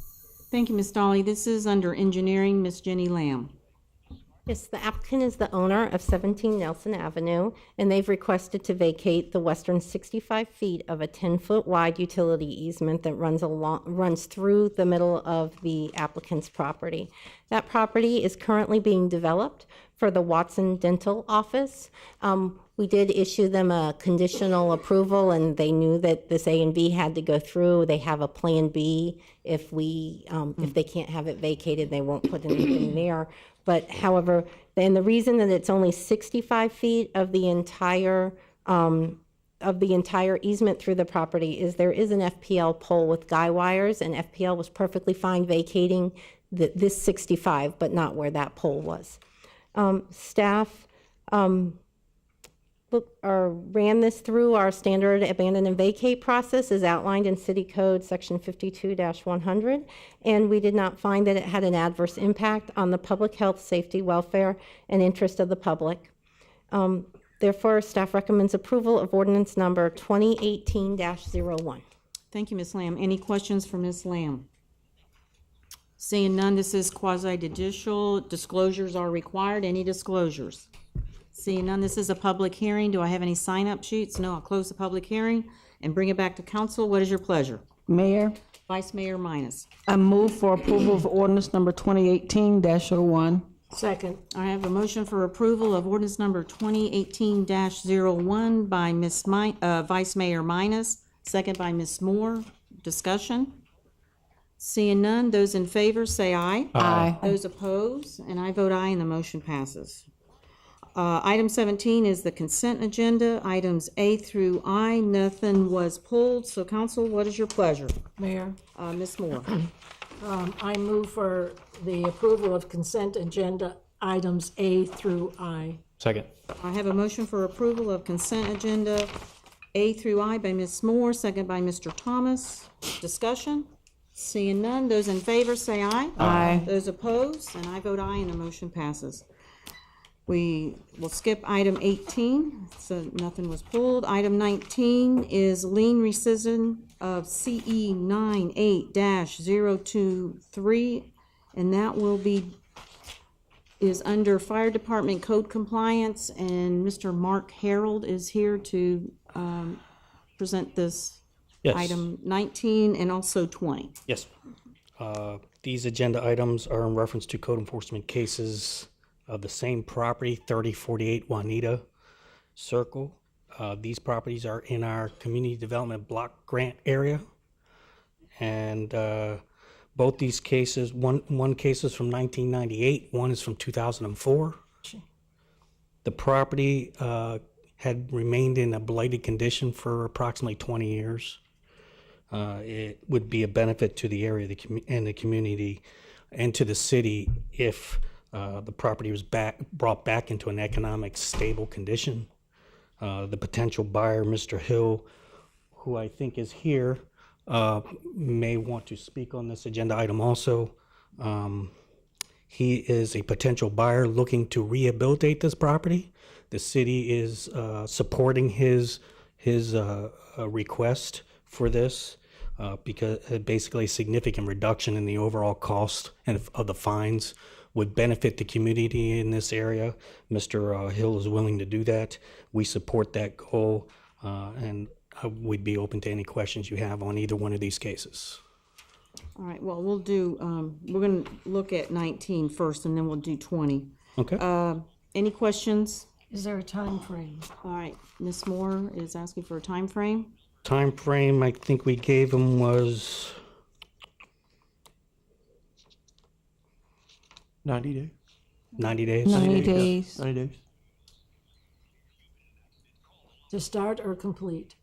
From the time that the city council makes its decision to completion. Thank you. Okay, any other questions? No, I just have one. Yeah, Mr. And sir, Alfred. you recommend this? Yes, we recommended it to the city code enforcement board. The city code enforcement board agreed with our recommendation and is passing that recommendation off to city council. Excellent, thank you. All right, so I have some concerns. We got a private owner who wants to invest in a house that he's going to rehab, Yes. which he's going to probably make some money on this transaction. And so you have reduced the fine from 1,131 to 500. Yes. I kind of have, that doesn't sit well with me. Okay. The city did some research on these two cases. This 1998 case, the file was inconsistent as to the documentation, the notes. There were no notes, there were no photos. There's no consistent support for the violations that we can find in the file. Not saying that they weren't there at some point, but the file that we have is not complete. So giving both cases, we recommended that each case would be reduced to 500 per case for a total of 1,000, based on what we could determine the city costs were at the time. Okay. Also, because of the area, usually the city is in tune to rehabilitating property. It is more advantageous to the city to reduce fines in these type of cases so that these properties become viable in the future, and in the end the city actually makes out. Right. Yeah, I agree with that, but at the same time, and the fact that you said it sat there for 20 years, and I feel bad for the neighborhood that had to look at this. I don't. Yeah, Mr. Elfrey? Yeah, I will say, we've been up here before, and I kind of stand with you where, on a lien, it should be paid, and you've been very firm on it, and I agree with you on that. But I will say, working this area for many years, this has been an issue with wanting to get that area cleaned up, and I'm all for this. And if $500 for what he's saying is inconsistencies possibly in the paperwork, let's just clean it up and just move on. I agree with that, and thank you for getting this done. All right. Vice Mayor Minus. Okay, I don't have a problem with the reduction in the fine. I would like to know, you said it's going to be rehabilitated, and my ears perked up. The rehabilitation, will that be in the form of rental of the property, or will that be making it a rooming house? That is a problem that's coming in the community now. So I think Mr. Hill, are who's those the rentals potential or- buyer, might be able to best answer those questions. Sir, are you there? Are you the one? Okay, if you want to come up forward, please. Name and city. Lacey Hill, Melbourne, Florida.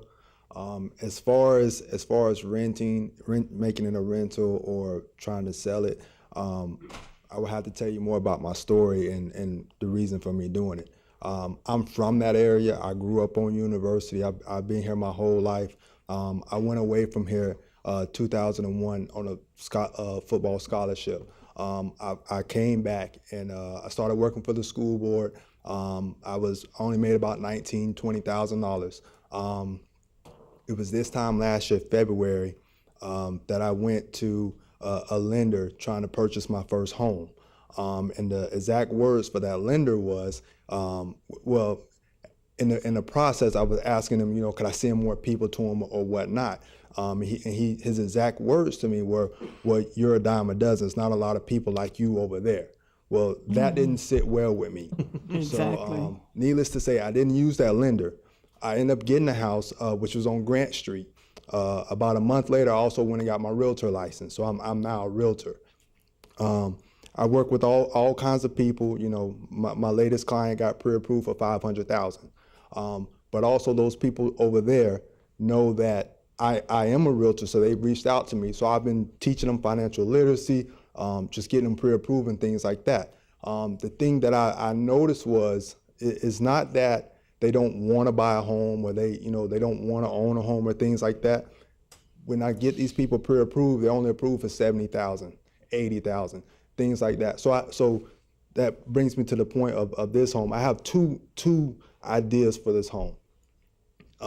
If I can sell it, I plan on, here's my dream. I want to bring Viera to my neighborhood. All those recessed lights, all those granite countertops, all that, we deserve that. We just can't afford it. I see these investors come in all the time, and just being on the inside as a realtor, I hear so many things now. I hear these investors come in, they want to put bare minimum in to make the most money. I'm not about money. It's not about that with me, okay? So my two ideas is this. If I get it and it's rehab and I sell it to somebody who's only pre-approved for $70,000, $80,000, good. But I'm also leaning towards, I want to start a program where I put somebody in that house and say charge them $700, $800 for rent, but take $100 every month to clean up their credit. Or once their credit is cleaned up, if they have to stay another year, put that money to the side so they can put down a down payment on another home. So those are my two ideas. I can't sit here and say, oh, I'm gonna sell it to this person, or I'm gonna sell it, or I'm gonna make it a rental. If I make it a rental, I'm making it a rental with that idea in mind. The rent is $800, but $100 a month is going to sitting to the sides to help you better your life. And I told them it's plenty properties over when I was here in October. It's plenty properties over there. This is just the first time you see me, and it won't be the last. Again, I am a realtor. I don't make a lot of money, so I could never afford to pay these liens. I also couldn't tell you how long it's going to take me to rehab the project, but just know it's going to get done. So, How much is this house on the market? they told me $22,000. Okay. And the current fines on both these properties are over 30. Oh, yeah. Wow. Both these cases. Yeah, Mr. Elfrey? No, first off, thank you. I think we need more people like you. Investing in your neighborhood and our neighborhood, that's the route to go. And I think you're in the right path, because I got a good real estate friend of mine. I won't call her name out, but she's taught me a lot of stuff, and you're on the right path, sir. Thank you, and you have my full support on this. Thank you.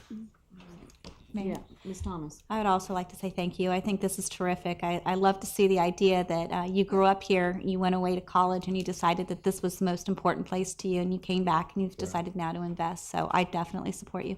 Thank you. If I may Vice Mayor too, Minus. Yes. This situation is unusual for code enforcement to make this kind of recommendation. Well, I won't say unusual. We always look at the empathetic side and the practical side of these fines. The goal is the violations get corrected. The fines are a way to impress upon owners to do that. In some cases, such as this, the owner is no longer in the picture. The previous owner or the current owner was not the violator, and we have someone who's willing to bring that property up to viable condition. And code enforcement's always looking for those type of opportunities. And if bringing the fine down to give that property an opportunity to get back up on the tax rolls, be viable again, especially in a community where the economic welfare is affected by a lot of these dilapidated properties, code enforcement always looking for an opportunity to bring people in to get those taken care of. Okay. All right, anything? Yeah. Mayor. Ms. Lopez? Yes, I got a call on this property complaining that it's boarded, but people are getting in from the back and doing all sorts of things inside that property. And they were concerned that it was going to be sold to someone who doesn't live in the area and is going to make money out of it and wouldn't care, again, as long as they make money. So I'm glad you're doing this, because if you sell it to someone who's going to live there, that'll be great for the community. So thank you so much. Thank you. Vice Mayor Minus. Mayor, I too am very excited. That is my district and across the canal from where I live. I'm very excited about that. As Councilmember Lopez stated, there are individuals, developers, where gentrification is real. And to have someone who grew up in the neighborhood, who is very happy to be in the neighborhood and trying to do something about their neighborhood is very good and very promising. If we have more individuals as yourself, if you know anyone else, any other buyers, so that we can hold off gentrification. So please, thank you for everything you're doing. And if there's anything I can do, I'm across the canal, please give me a call. I will. Thank you. Madam Mayor? Yeah, Mr. Thomas. I also think this is a wonderful idea. Thank you for your giving back to the community. That's just awesome. And as Mr. Alford said, there's not very many of you folks around that do that. You folks. So thank you. Thank you so much for what you're doing for the community. That's awesome. Thank you. All right. Very good. Be All careful right. with that. Okay. So any other questions? Seeing none? All right. So this is quasi-judicial. Any disclosures? Oh, yes, on this. Yes. Okay, I did get a call from Cleve Frank on this. Okay. All right. And this is a public hearing. Do I have any sign-up sheets? No? All right. So I'll close the public hearing, bring it back to council. What is your pleasure? Mayor? Vice Mayor Minus. I move for approval of Code of Board recommendation that the fine of $1,131 be reduced to $500 if paid within 90 days, and authorization for the city manager to satisfy the lien for the property of 3048 Juanita Circle in Melbourne in the event the reduced amount of $500 is not paid in full within 90 days. The code enforcement fine amount will revert back to the full fine amount of $1,131. Second. All right, I have a motion for approval of item number 19, C19, as stated in council's package by Vice Mayor Minus, second by Ms. Moore. Discussion? Seeing none, those in favor say aye. Aye. Aye. Those opposed, and I vote aye, and the motion passes. Mr. Hill, you can sit down if you. We're getting 20. Yeah. The All item right, number so- 20 also. Yeah. I'm sorry? Item number 20 is Yeah. the same property. Okay, item number 20. let me get to that. This is Code Enforcement Board lien rescission, recommendation to City Council for case number 04-064. Mr. Mark Herron. Yes, this property is the same as the previous one, 3048 Juanita Circle in the Community Development Block Program. Again, we're recommended to the Code Board to reduce the $30,000 fine down to $500 for the same reasons as the previous case, for the economic well-being of the community. Okay, so why was this put into different agenda items? There are two different cases. One was a 98 case, this one is an 04 case. An 04. Yes. So, okay, that's interesting. Okay, so any questions? No. All right, seeing none, council, what is your pleasure? Mayor? Wait, excuse me, I need to open up for public hearing. No sign-up sheets, I'll close the public hearing, bring it back to council. What is your pleasure? Mayor? Vice Mayor Minus. I move for approval of Code Board's recommendation that the fine of $30,000 be reduced to $500 if paid within 90 days, and authorization for the city manager to satisfy the lien for the property at 3048 Juanita Circle in Melbourne. In the event the reduced amount of $500 is not paid in full within 90 days, the code enforcement fine amount will revert back to the full fine amount of $30,000. Second. All right, I have a motion for approval of item number 20, as stated in council's package by Vice Mayor Minus, second by Ms. Thomas. Discussion? Seeing none, those in favor say aye. Aye. Those opposed, and I vote aye, and the motion passes. If no objection, council will convene as the Babcock Street Community Redevelopment Agency for the following item, item 21. That is the Babcock Street CRA interlocal agreement for rehabilitation and transfer a portion of Babcock Street. This is under community development. Ms. Cindy Dittmer. Yes, this is a request for approval of a three-party interlocal agreement. The agreement's between the City of Melbourne, Brevard County, and the Babcock Street CRA. The agreement provides for the rehabilitation and the transfer of the Babcock Street property, basically from Hibiscus Boulevard to north of Apollo Boulevard. City Council previously approved this agreement back in October, and we had to amend the Babcock Street CRA plan before we could bring it back and request the Babcock Street CRA's approval. So that's what we're doing this evening. The plan amendment was completed back in December of 2017.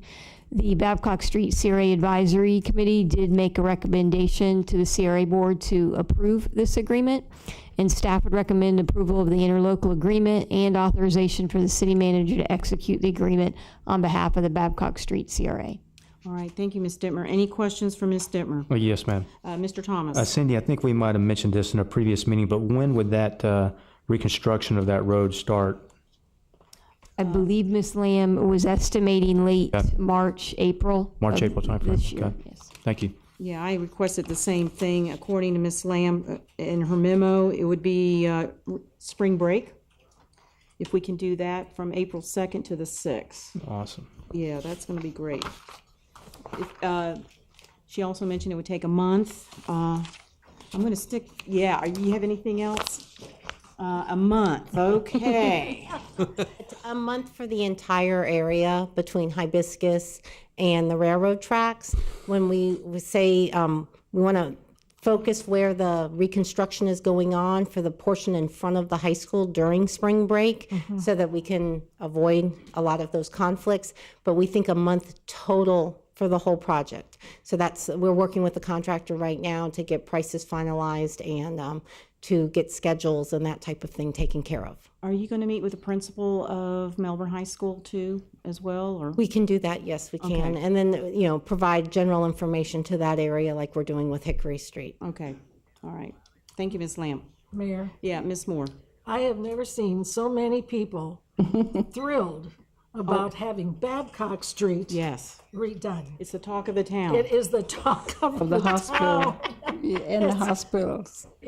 Ooh, everywhere I go. Yes, yes. Mayor? It's number one. Yeah, Ms. Lopez. I have a quick question. Yes. I support this project, but it says here that 1.3 million is coming from the general fund. What account from the general fund is that coming from?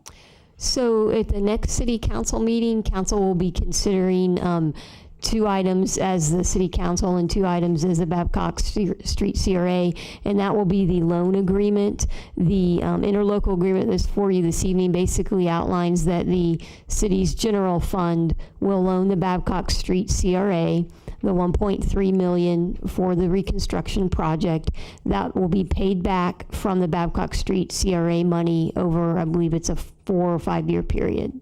I understand that. I saw that information, what was provided, but where is the 1.3 million coming from? The general fund?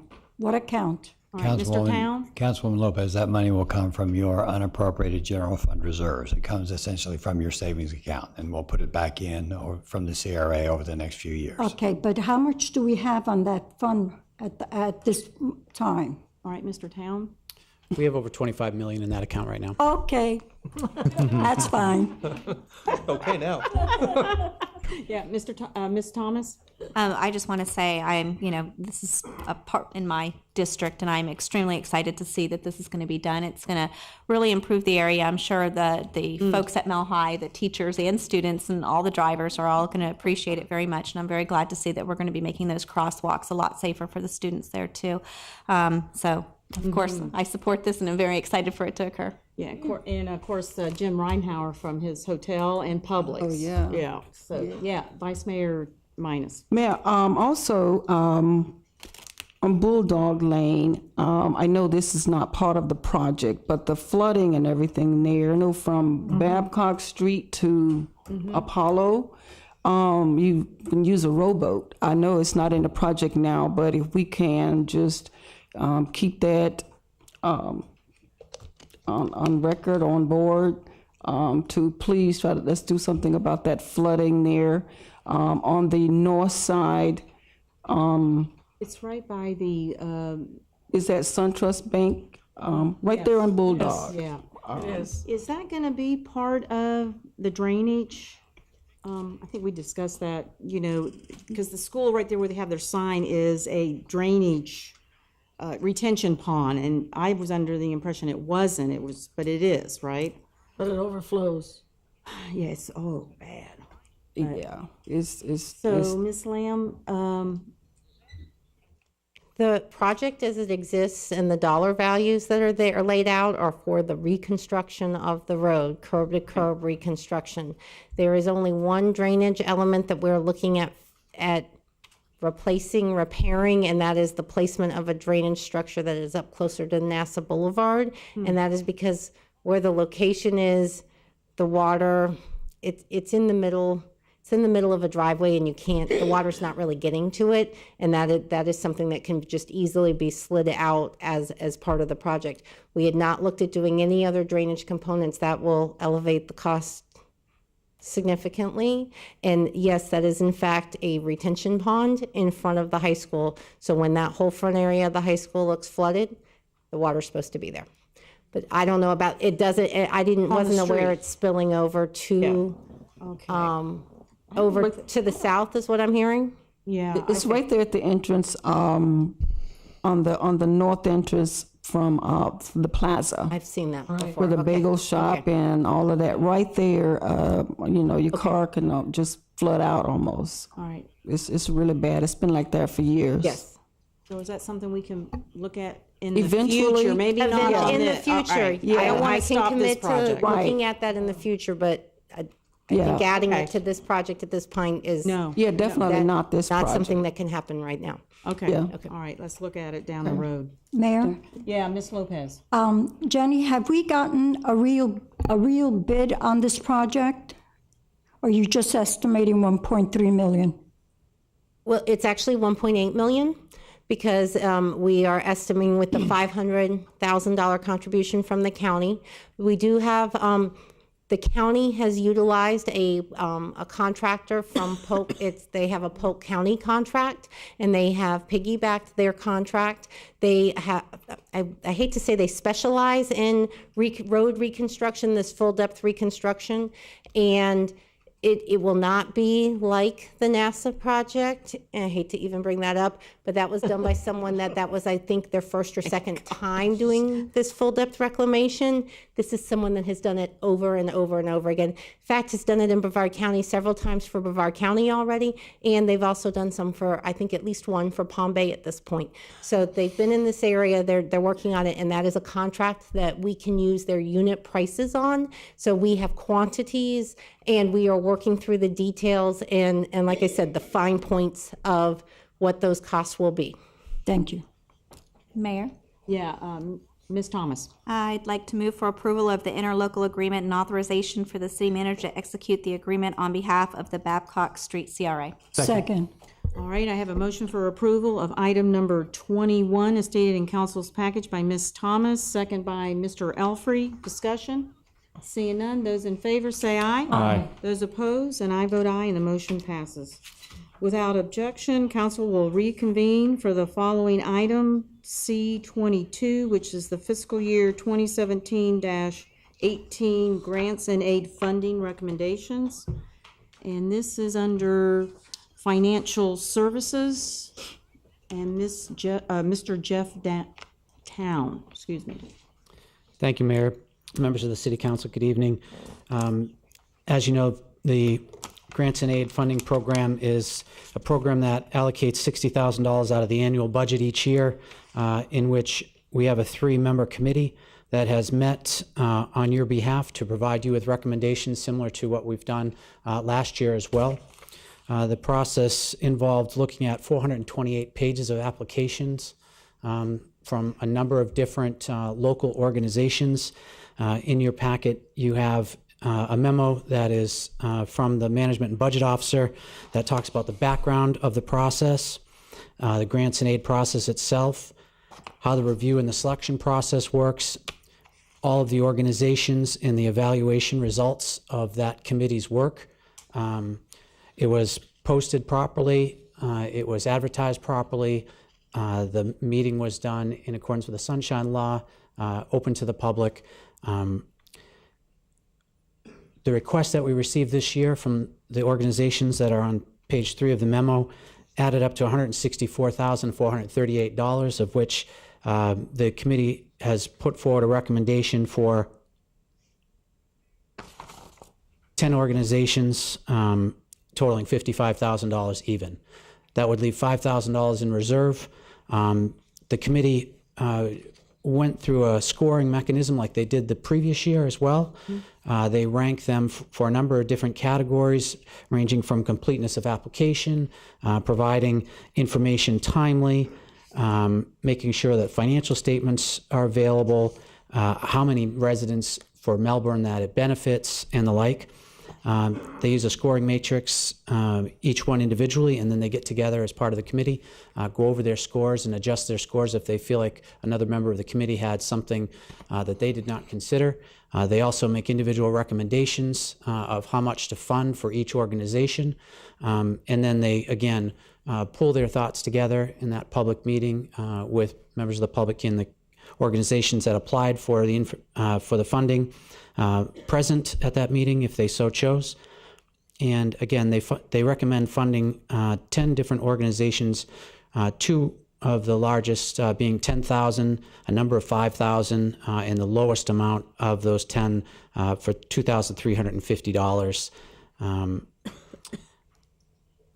The recommendation of the committee is obviously to you. It's ultimately your call as to how much you'd like to fund.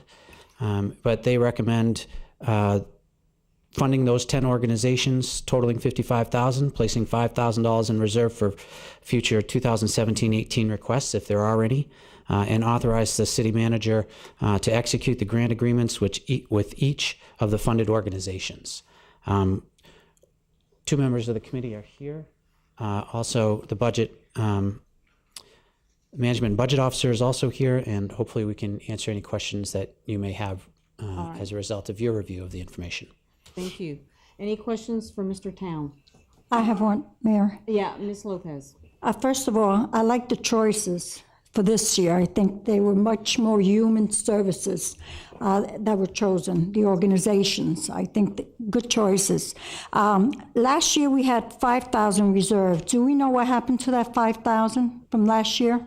Nothing was voted out of the 5,000. It basically fell to the bottom line and was added to that $25 million number. Okay.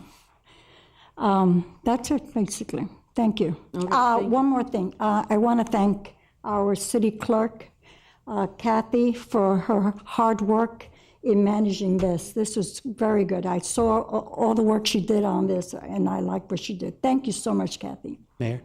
Madam Mayor? Yeah. May I also thank the other two members of the committee, Yes. is Ms. Weiser. Ross McGinn, who works in the finance department as one of our accountants, was new to the committee this year, and he put in a lot of diligent work. It takes a long time to review all the applications and come up with questions. And Nicole Patterson is also here, and she has been on this committee for 2 years. 2 years now? Yeah, excellent. 2 years, and she's gone through, it really does take a lot of effort. It's a lot of work to decide who gets 55,000. It's not easy. The committee wanted to make sure that you knew that they valued all of the applicants and thought that a lot of them were very worthy of funding, but due to limited resources, they recommended based on what their review of everything that was presented to them. So even though some may not have been funded, they're still thankful that folks applied and wish them well in their future endeavors as well. Yes. I totally agree. I thank them all. All right, thank you. Mr. Thomas? Yes, Jeff, and y'all have done a lot of work on this, and I appreciate all the work that the committee has done. And obviously, that's a lot of reading and going through details and interviewing folks and making an informed decision. And y'all have done a great job. And obviously, tough economic times. But for those of you that don't know what my regular day job is, I teach ROTC at Bureau High School. And so what's happened over the years is that the defense budget's been cut, which obviously impacts ROTC detachments. So as a result, I don't get my complete funding every year from the United States Army because they don't have the money. So what has ended up happening, I have had to form up a 501(c) so that we can get all the money that we need to provide the programs, after-school programs, the competitions, the community details that we do for color guards. I have to have a 501(c) just so that we can do what we're supposed to do. I have to raise about $10,000 a year through my 501(c). It's not fun. And really, it becomes almost a third job. So I applaud all those folks out there that are managing these 501(c)s, that are out there beating the pavement, trying to get money for your specific projects. With that being said, I also think that this is public money, and it shouldn't be, it's taxpayer money, and it shouldn't be used for these projects. And, I have empathy and compassion for what y'all try to do through your different organizations, but we shouldn't be using taxpayers' money for this. Additionally, and you kind of hit a point on it, in your initial remarks, the other thing that this process does, inadvertently, you pick winners and losers. And I'm sure the ones that don't get the money think that they're just as important as the ones who are getting the money and think that their missions are just as essential. So that's the problems I have with it. It's again, we're using taxpayers' money to do it, which we shouldn't do. And then we're picking winners and losers, which is not the job of public officials, in my opinion. So, but thank you for everything that y'all have done. Mayor? Yeah, Mr. Elfrey. I want to add something, though, on this. And I do notice that one thing, first off, you guys did a great job on this. Looking at how you went in-depth on who didn't provide what, how the scoring went, it was, I applaud you. You did a great job. All of you did good work here. I'm looking at this, and I guess what concerns me is this. First off, you have certain groups that they have a bunch of volunteers. I'm going to call one out now, the municipal band. Phenomenal group. I've been seeing the concerts, and it's all volunteers, and, our residents go, and they get to watch it, and, you got, my son's in band, and then it's a great group, and I really think that if I'm going to give out public money, I have no problem with that. I really don't, and I thank you for what you do. What only thing, and I just want council to know, concerns me is just other, groups just putting in their paperwork late or not having, this paper, that paper. I mean, when you go in front of the board here, it's kind of, you need to have your ducks in a row. But I just want to state where I am on this. I agree with it's public money, but if we want to use that, let's use it with the volunteers and the people inside the city that's providing the services, because we are a service-based business. So that's where I just feel on that. But again, that's just my 2 cents. All right. This is a public hearing, and I have some sign-up sheets if there's no objection. We'll go ahead and call them up. Diane Jackson.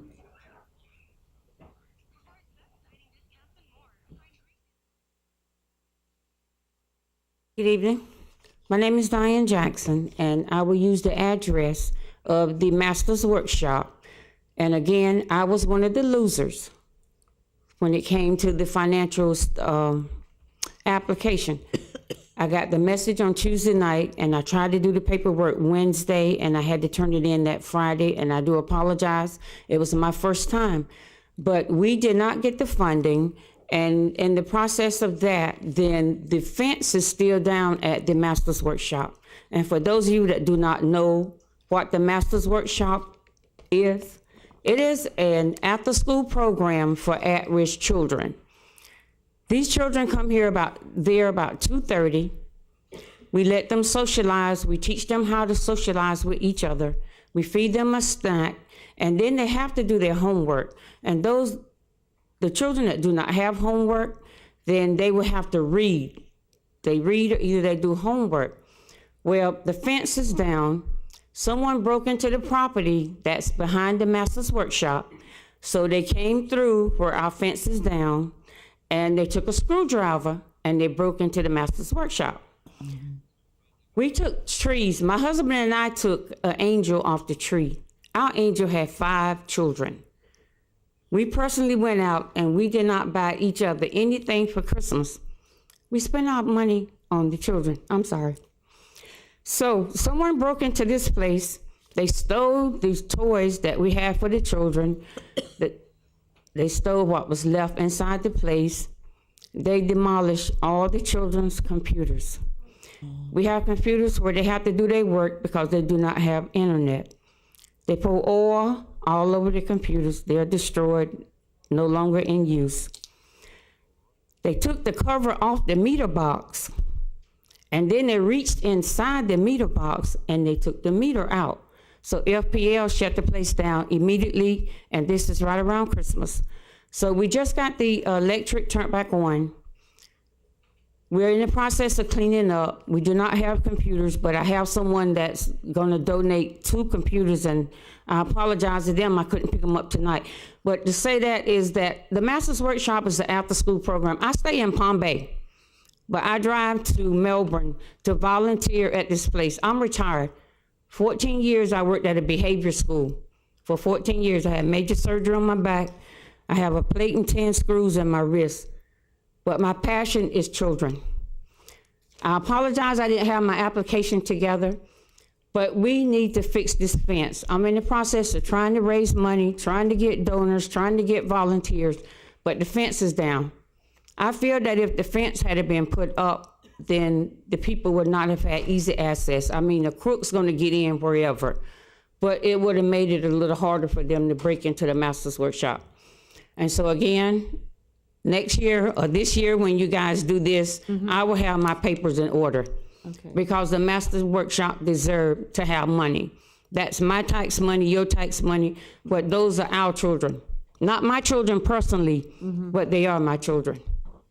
And so I'm passionate about this place. Thank you, Ms. Jackson. Is that fence, it's just down? Can it use? Yes, ma'am. It was torn down from Hurricane Irma. Okay. So some of the members of the NAACP, Ms. Miner's husband, and some of us went there and we picked up the loose boards, but they still had the nails in them. Okay. So we had to throw them away.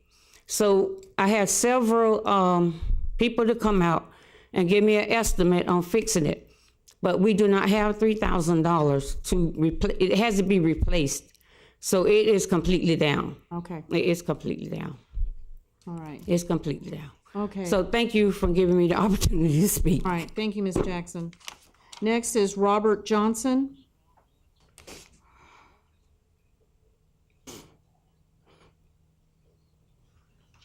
Hi, I'm Rob Johnson. I'm from Indialantic, and I am also the Executive Director of Brevard County Legal Aid.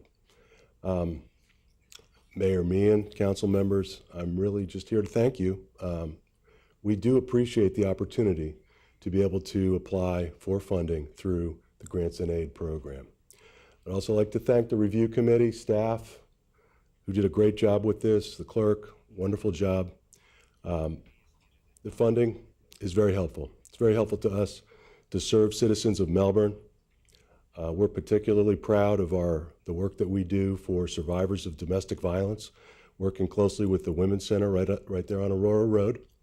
We're also excited about a program, a medical legal partnership that we're launching with Brevard Health Alliance to help prenatal moms, again, right on Sarno Road. And we look forward to continuing to serve the citizens of Melbourne. So thank you very much. All right, thank you, Mr. Johnson. Next is Belinda Stewart.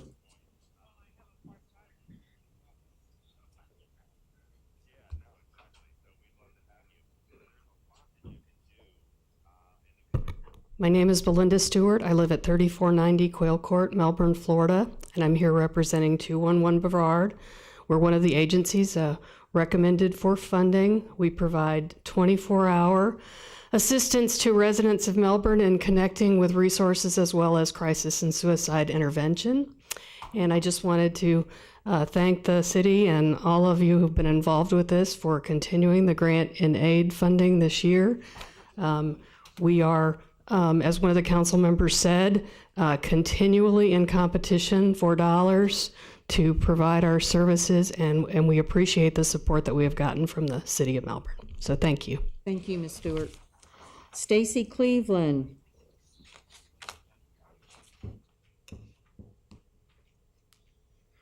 Good evening, everyone. My name is Stacy Cleveland. I live in Melbourne, 3222 Cawthon Creek. I am the conductor of the Melbourne Municipal Band, have been since 2010, and I've been a member since 2002. Back in the day in 2002, I remember when our in-grant funding provided all of the money we needed to be able to provide free concerts to the citizens of Melbourne.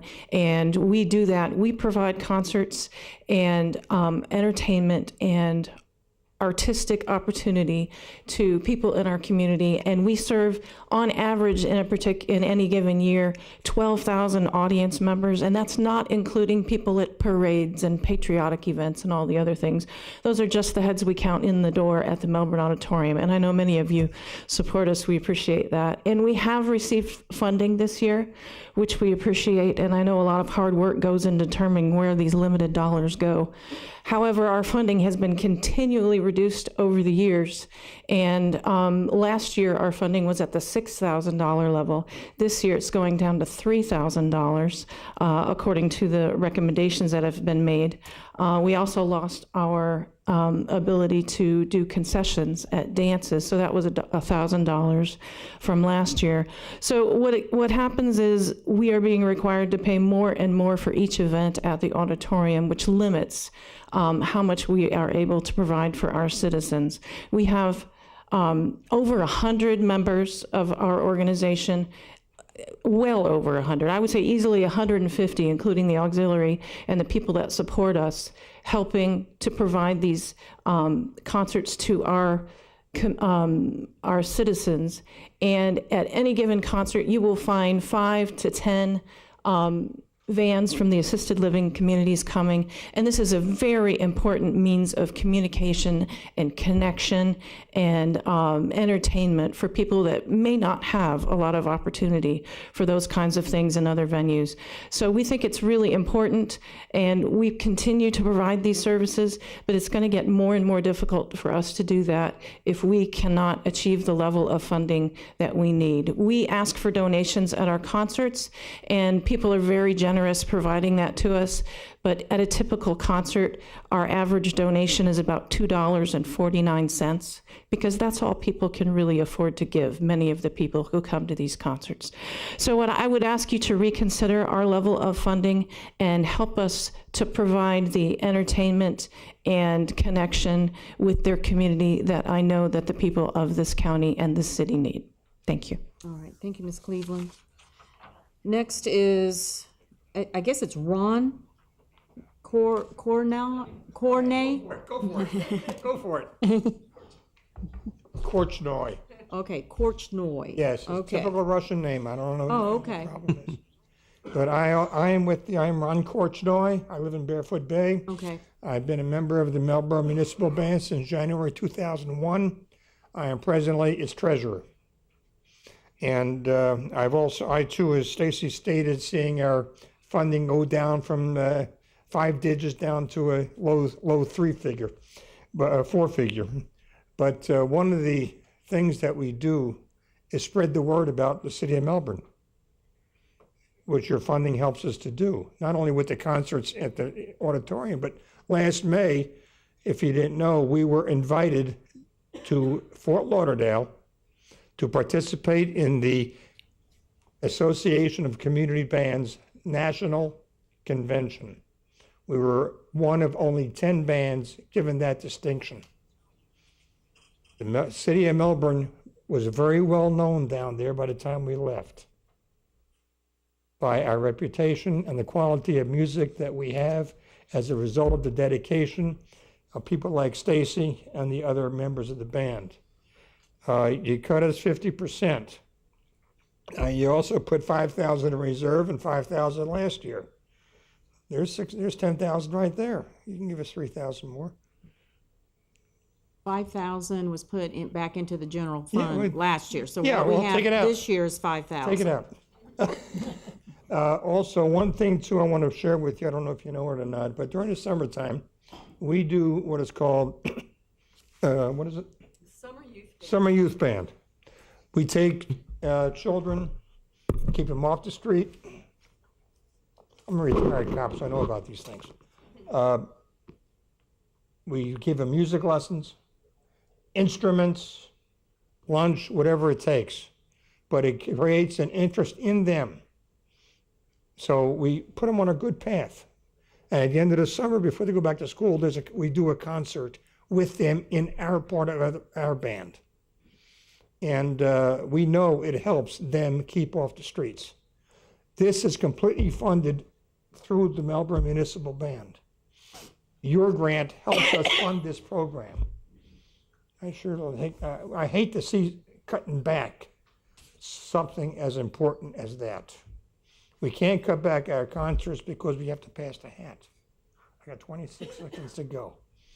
But I would sincerely ask to reconsider and reinstate our grant as to what it was in the prior year.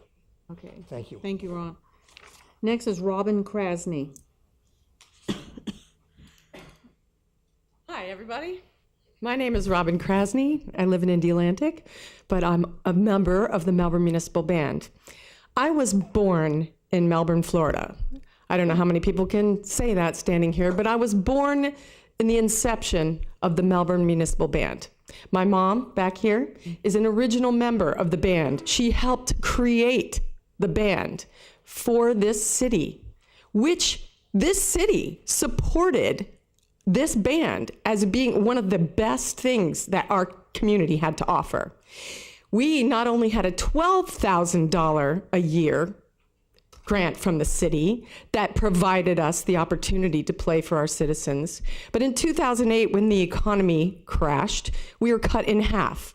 Now with the stock market booming and $25 million in reserve, you guys want to cut us down another $3,000. I think that's terribly unfair, since I am one of the teachers of the Summer Youth Band program, and I sing the Star Spangled Banner for free to as many people as can show up at our concerts for our community. The elderly, the youth, the people that come to our concerts, they are not only entertained, they're educated in our community.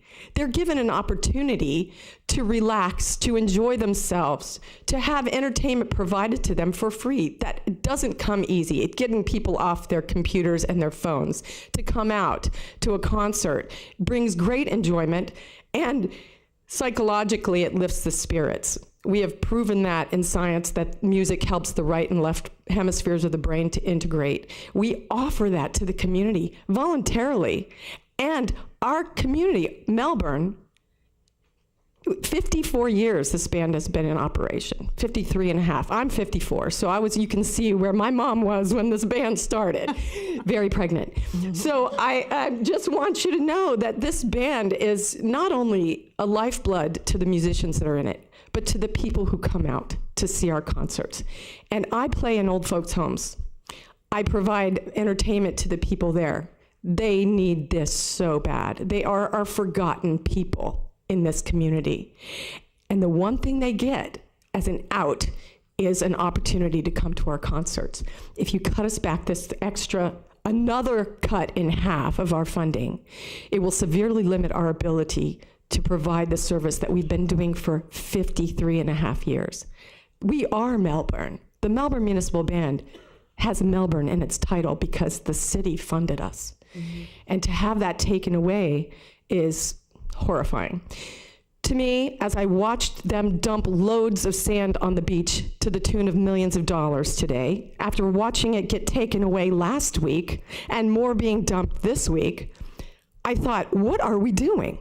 We're putting all this money into sand and not into the people of our community. This Melbourne Municipal Band provides so much, and so does every other organization. The thought that we have to go through a committee to get funding for grants at this point in our creation, granted, it was a lot of work. I'm sure you guys did a lot of stuff, but this poor woman didn't fill out her paperwork. Please, we need that $25 million to be able to fund a piddly amount for the people who are asking for grants. It's very simple, and I think, sorry, I'm so passionate, but I am a member of the Melbourne Municipal Band, and I believe we provide a great service for our community, and I want to see it continue for the rest of my life. Thank you. Thank you, Ms. Krasny. Next is John Latham and Amy Adams.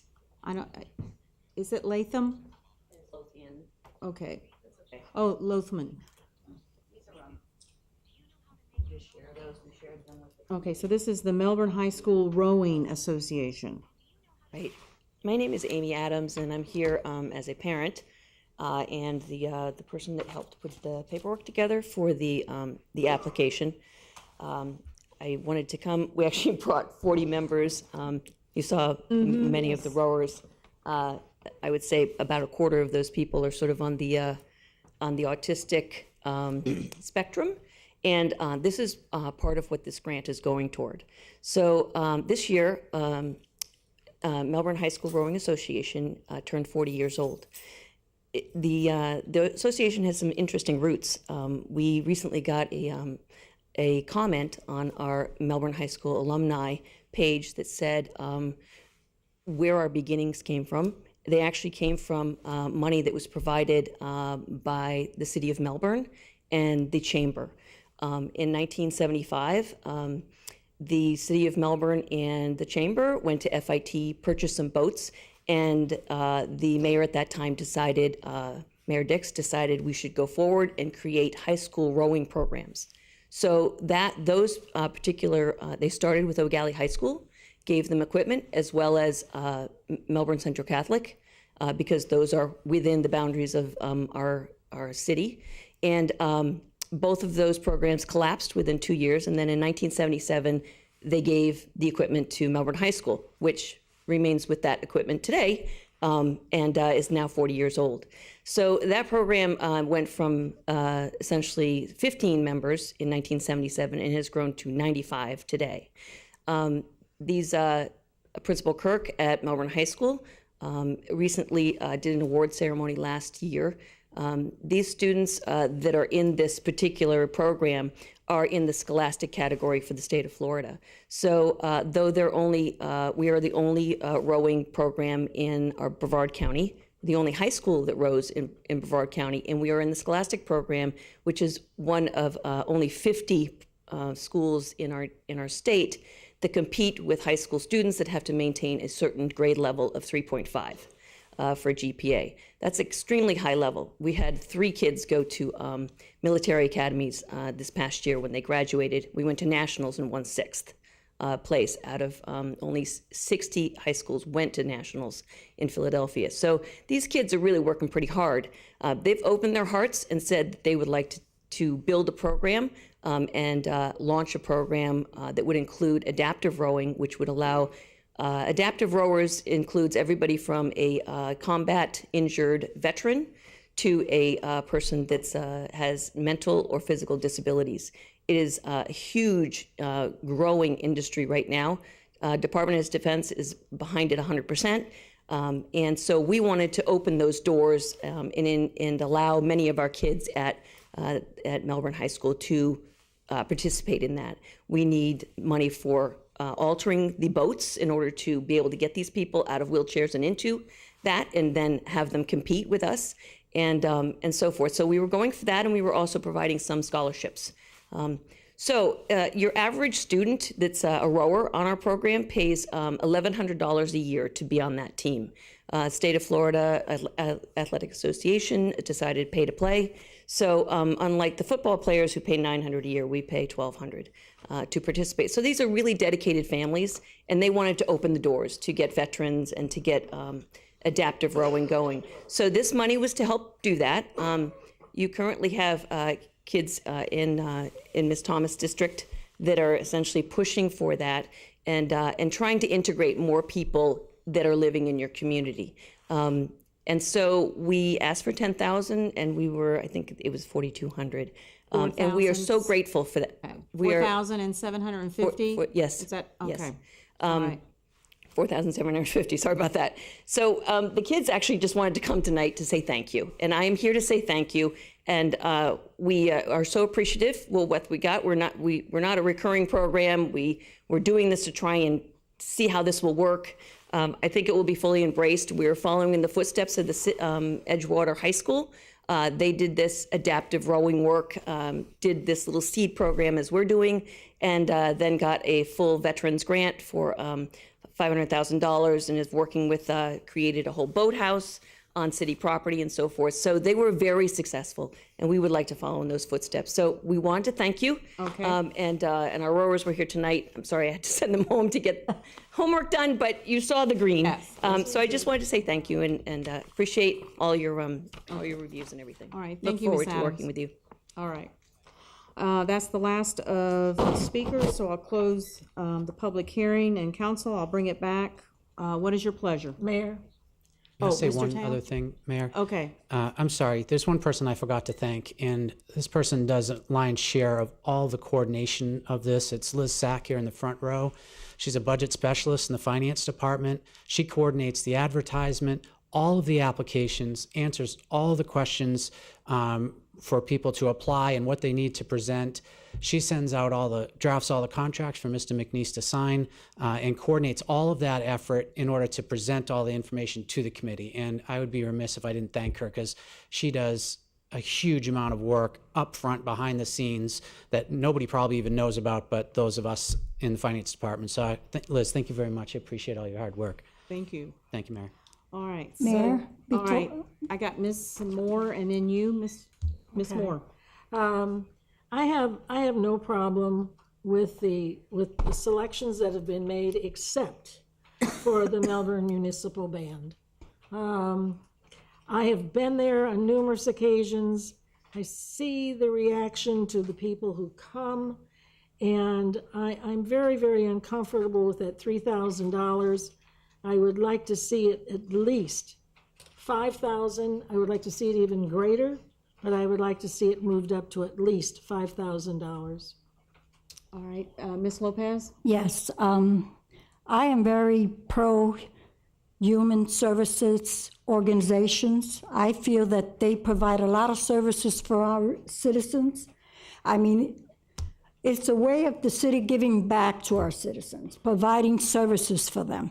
So this young lady here who's helping these young kids, to me, we can right now use that $5,000 reserve to be able to help her as long as she provides her documents within a certain time. I can't see why we can't provide her $3,000 and the difference to the Melbourne ban of $2,000.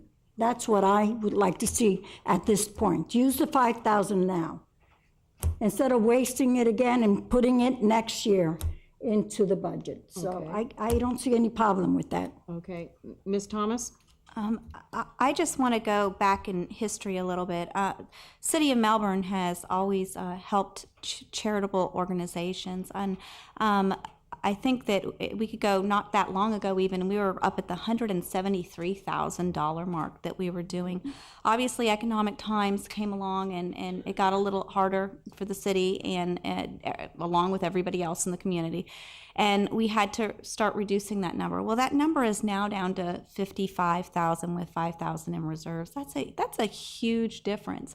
I do understand that this is the tax people's money. However, I also understand that we, as a city and as a council, are looked upon by the citizens on what we do. And I think we would hope that whatever the citizens can do out there, whether it's volunteering time, whether it's volunteering money of their own, that they do that and they give that. And I think it's important that we show that we are role models and that as role models, we do the same also. I don't like that we're at the amount that we are at right now. I wish that we were a little bit higher than what we are right now. Unfortunately, for this budget cycle, that is where we're at. I'm not opposed to looking at different ways to try to spend or to move this extra $5,000 that we have around.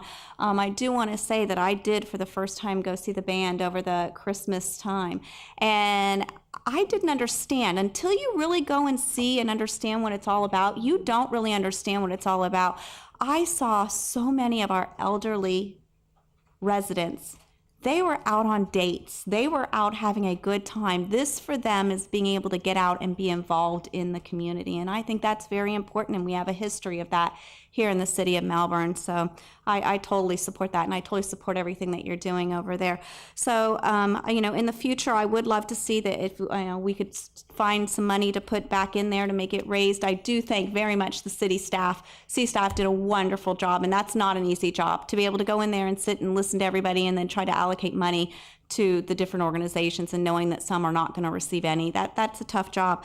So I support everybody that was chosen. I support everybody that wasn't chosen. I wish that we could do more, and I hope that we can, with this 5,000 that we do have in reserves, we could go ahead and maybe continue to help some of these depending on what everybody else up here thinks. Okay, yeah, because if you want to increase the money for grants and aid, that needs to be increased during budget time. cycle. Understood. Right. We do have 5,000 to divvy up if you want to. That's your choice.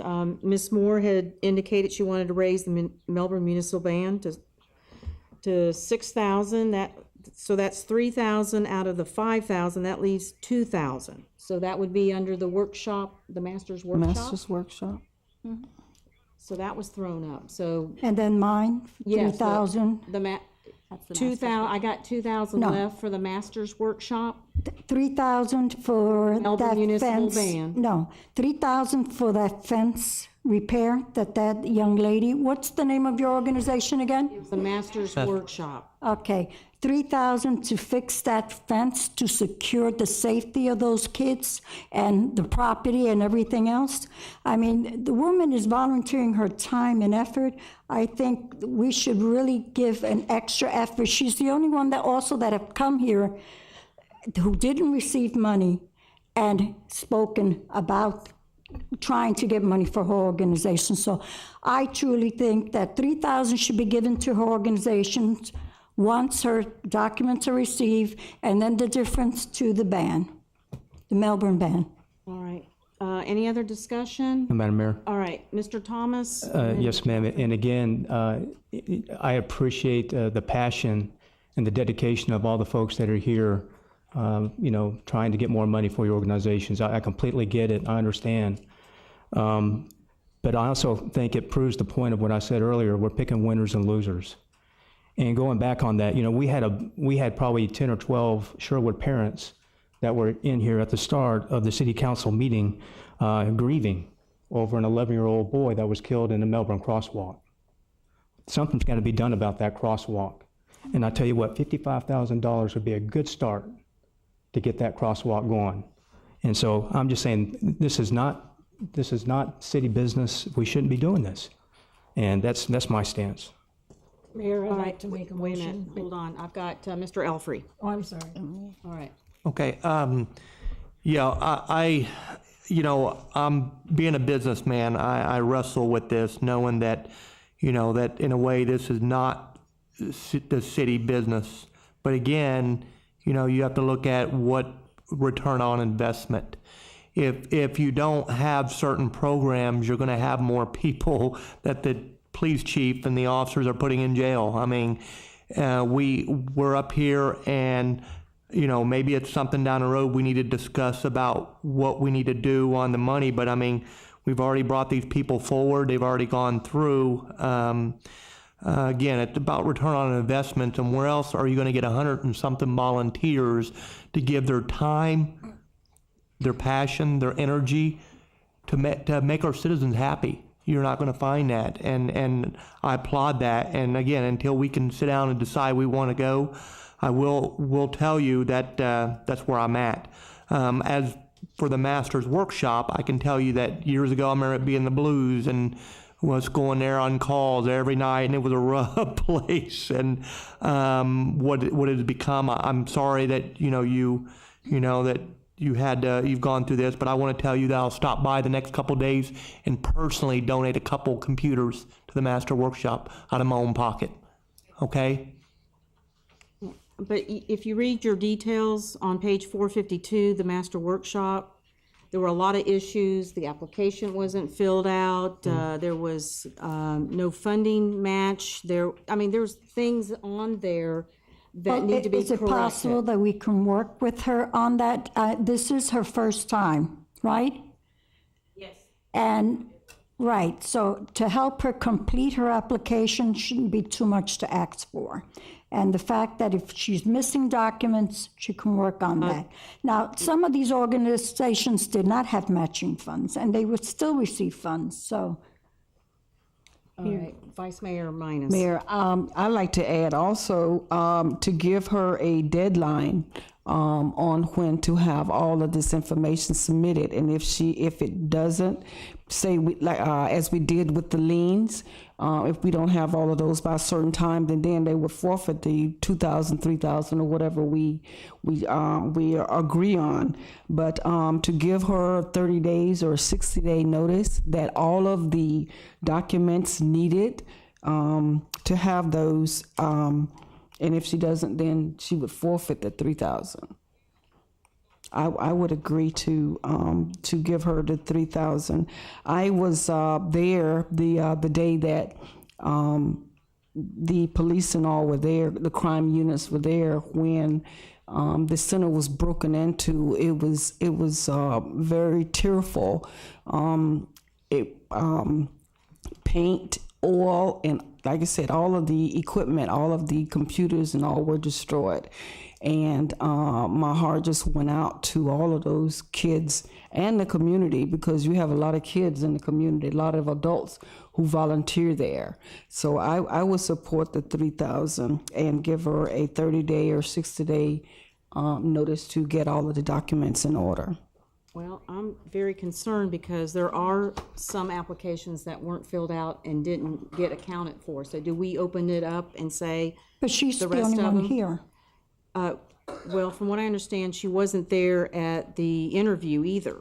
She wasn't at the interview. Some of them participated. Were you there? Okay, all right, so that wasn't mentioned. Okay.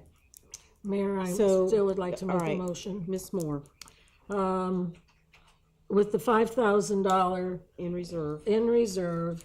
I would like to divide that $5,000 and split it. The $2,500 to the masters, an additional $2,500 to the municipal band. Okay. Which, that way it's a split, and that's my motion. All right, I have a motion on the floor. I second it. All right, I have a motion on the floor to take the reserves, the 5,000, split it in half, 2,500 to the Masters Workshop and 2,500 to the Melbourne Municipal Band. Additional to the Melbourne. Yeah, in addition to the 3,000. Right. That's allocated. Right. All right, further discussion? Seeing none, those in favor say aye. Aye. Those opposed? Nay. And I vote aye, and the motion passes. Mayor? Now, Just clarifying that the intent is also to fund the rest as recommended, or are you that's going what to that? my next. That's the next. That's the next motion. So council, what is your pleasure on the committee's final recommendations? Mayor, Ms. Lopez? I so move as given, the gifts in kind grant gifts, Grants and aid? grants and aid be 5,000. funded as submitted. Okay. I have a Second. motion. All right, so I have a motion by Ms. Lopez, second by Ms. Thomas, on approving the recommendations as stated in council's package. That's the 55,000. Is that clear? Not quite.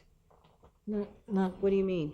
I mean, that's stated That's in the yeah. package. okay, but the amounts are different that is stated in the package. We made some, we added masters to it and we increased. Right, but But that's a we just separate voted on it. motion. Okay, So this motion is to approve the 55,000? okay, as long as it's clear. Okay, is everybody clear on that? Yep. All right.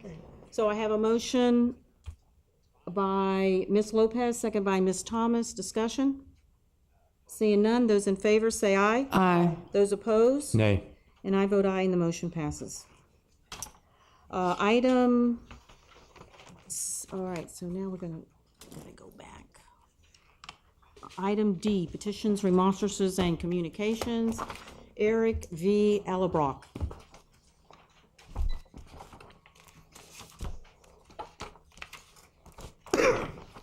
Y'all need to think, if Post Road wouldn't have been widened, would we had those parents in here? Why was Post Road widened? I'll tell you why Post Road was widened, because we got free federal money to do it. That's why it was widened. Okay. And we'll just jump something here entirely. We get back to the law of unintended consequences. Back when the Post Road widening project was submitted and everything, long before anybody up here was on the bench, was sitting behind the council, that was also, and it was only done because free federal money, unintended consequences. All right. Now, I never thought I'd find myself agreeing with the commission colonel, but I hate to say it, I have to agree with him. It's like this. It's kind of funny. Y'all ever heard of a guy by the name of Chick Catterson? Chick Catterson? He founded the Melbourne Municipal Band. And basically, way back in the day, he founded it out of his own pocket. And you know how he financed it? Well, you need to ask around how he financed it. Okay, here's the thing. We've got a lot, everybody that applied for this grant money has a worthy project, have worthy good causes, bands, rowboats, all these good things for the community. But I can't help but marvel at the sheer chutzpah of people who want taxpayer money, right? Taxpayer money to fund these projects, even though they're great cause and all that, when we've got citizens who are among the taxpayers dying of heroin overdoses on Croton Road. We've got a major problem in this not being addressed. Thank you very much. All right, thank you, Mr. Allebrock. All right, council, any other comments or good for the good of the order? Yes, Mayor. Okay, Vice Mayor Minus. If I may, I want to thank those council members who attended the annual Christmas party for the Police Community Relations Council. It was very warming for me. That was a crisis, more of a crisis then than it is now. But I also want to thank the police chief, and there were several policemen. Palm Bay was there, and the canned goods that were donated, they go to a local pantry. We know that all of us are in need of food. Some are needed less than others, and I'm one of them. But I want to thank you all for attending that. January the 11th, I didn't see it in the city manager's report this time. I know it was an oversight, that the Police Community Relations Council, we're having our meeting at Carver Park, 7 p.m. will be the installation of the ensuing officers, and our very own mayor will be doing the installation. And I thank the mayor for doing that for us. Okay. I do want to bring up about the Martin Luther King over at FIT is the same night. So I guess last year we installed the officers and then raced over to FIT. Yes. That's it. That's Okay. exactly Is what that we're the going to plan? do this time. I hope there are no issues or concerns. We're going to ask them to hold it. We'll get back to you next month or afterwards. But definitely the installation, and then we're going to race over to FIT. Maybe we can get a police escort. Get a police escort, right? That's pushing it. Okay. Okay. January 5th, 14th is begins the Dr. Martin Luther King Jr. weekend at Macedonia Missionary Baptist Church, where we have a local community program. And we know that Dr. Martin Luther King was not only for one particular group of individuals, he was for America and the world. So that program is open to the public January 14th, 6 p.m. at Macedonia on Lipscomb Street. The 15th, promptly at 9 o'clock, kicks off the parade, the Dr. Martin Luther King Jr. parade, starting at Dr. Martin Luther King Library on University. So if you want to walk and get some exercise, please do so. If not, then the program, there is a inside program that commences right after the walk, probably 11-ish or somewhere in there, where you can you go inside. But if you can't walk or don't want to walk, then I would ask if you would, council members, to come to the program Sunday evening, 6 p.m. at Macedonia, and show your support to the programs, if you will. Okay. Thank you, Mayor. Thank you, Ms. Minus. I would just ask, is there any way you can send out an email with all those dates and times and places and all of that? Because I didn't have my paper out to write all that. So, yes, okay. thank you. Okay, yes, I will. Yeah, okay. Anything else? Mayor, Yeah, Ms. Lopez. I don't think the chief was here, the police chief, during the time we spoke about that situation at Sherwood Elementary. I'm hoping that he can provide additional police there monitoring the traffic until hopefully we can resolve some of the issues in that area. All right. I guess Mr. McNeese? Chief Gillespie has already been working with the city engineer, looking at that intersection, evaluating what needs to happen there. So that's already in process. I can't promise he has a cop there all the time, but he's already well aware of that, looking into that.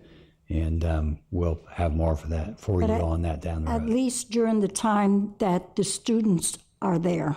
Yeah, we put a crossing guard out there during this, as was mentioned here. The school crossing guard, though, apparently ends at 3. That's one of the things we'll look at. Yeah. But he's already up to his ears in that. He's very concerned. He's been our cheerleader, frankly, for these pedestrian safety issues ever since he got here. And so I know he's already well engaged in that process. But you know, they slow down when they see a police car there. I know in my area they do. They do. All you have to do is have the presence there and traffic flows nicely. So Even if it's it's an possible, anti-striker. you know, for a time period until hopefully they stop doing, even though that will never exist, but. So if I can, it's my understanding we've had somebody out there every day since the incident has occurred. So I was speaking with Sergeant DeSormier, who runs our traffic unit, and obviously this is of paramount importance to us, and we share in the community's concerns. So we'll continue to do that for the near future. But it's one of those things that we have to also balance the manpower versus the safety, Great. and that's one school. But because of the incident that occurred, it's higher on our priority list at the top. Thank you. Okay, Mr. Thomas and then Mr. Alfrey.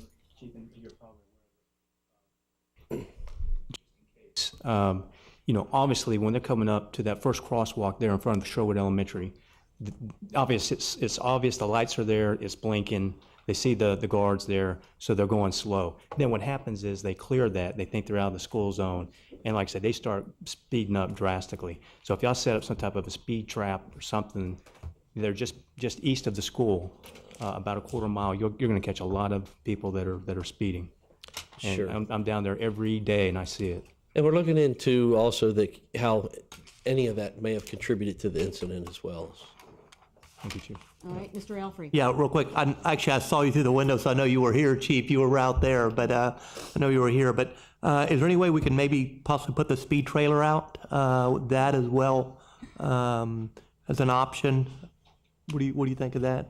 Yeah, I think I'll talk with Sergeant Desormier and Cheryl Trainer, who runs that, and certainly we could take a look at doing something like that. Yeah. But right now, I mean, it's the presence and the presence and the enforcement and the education as well.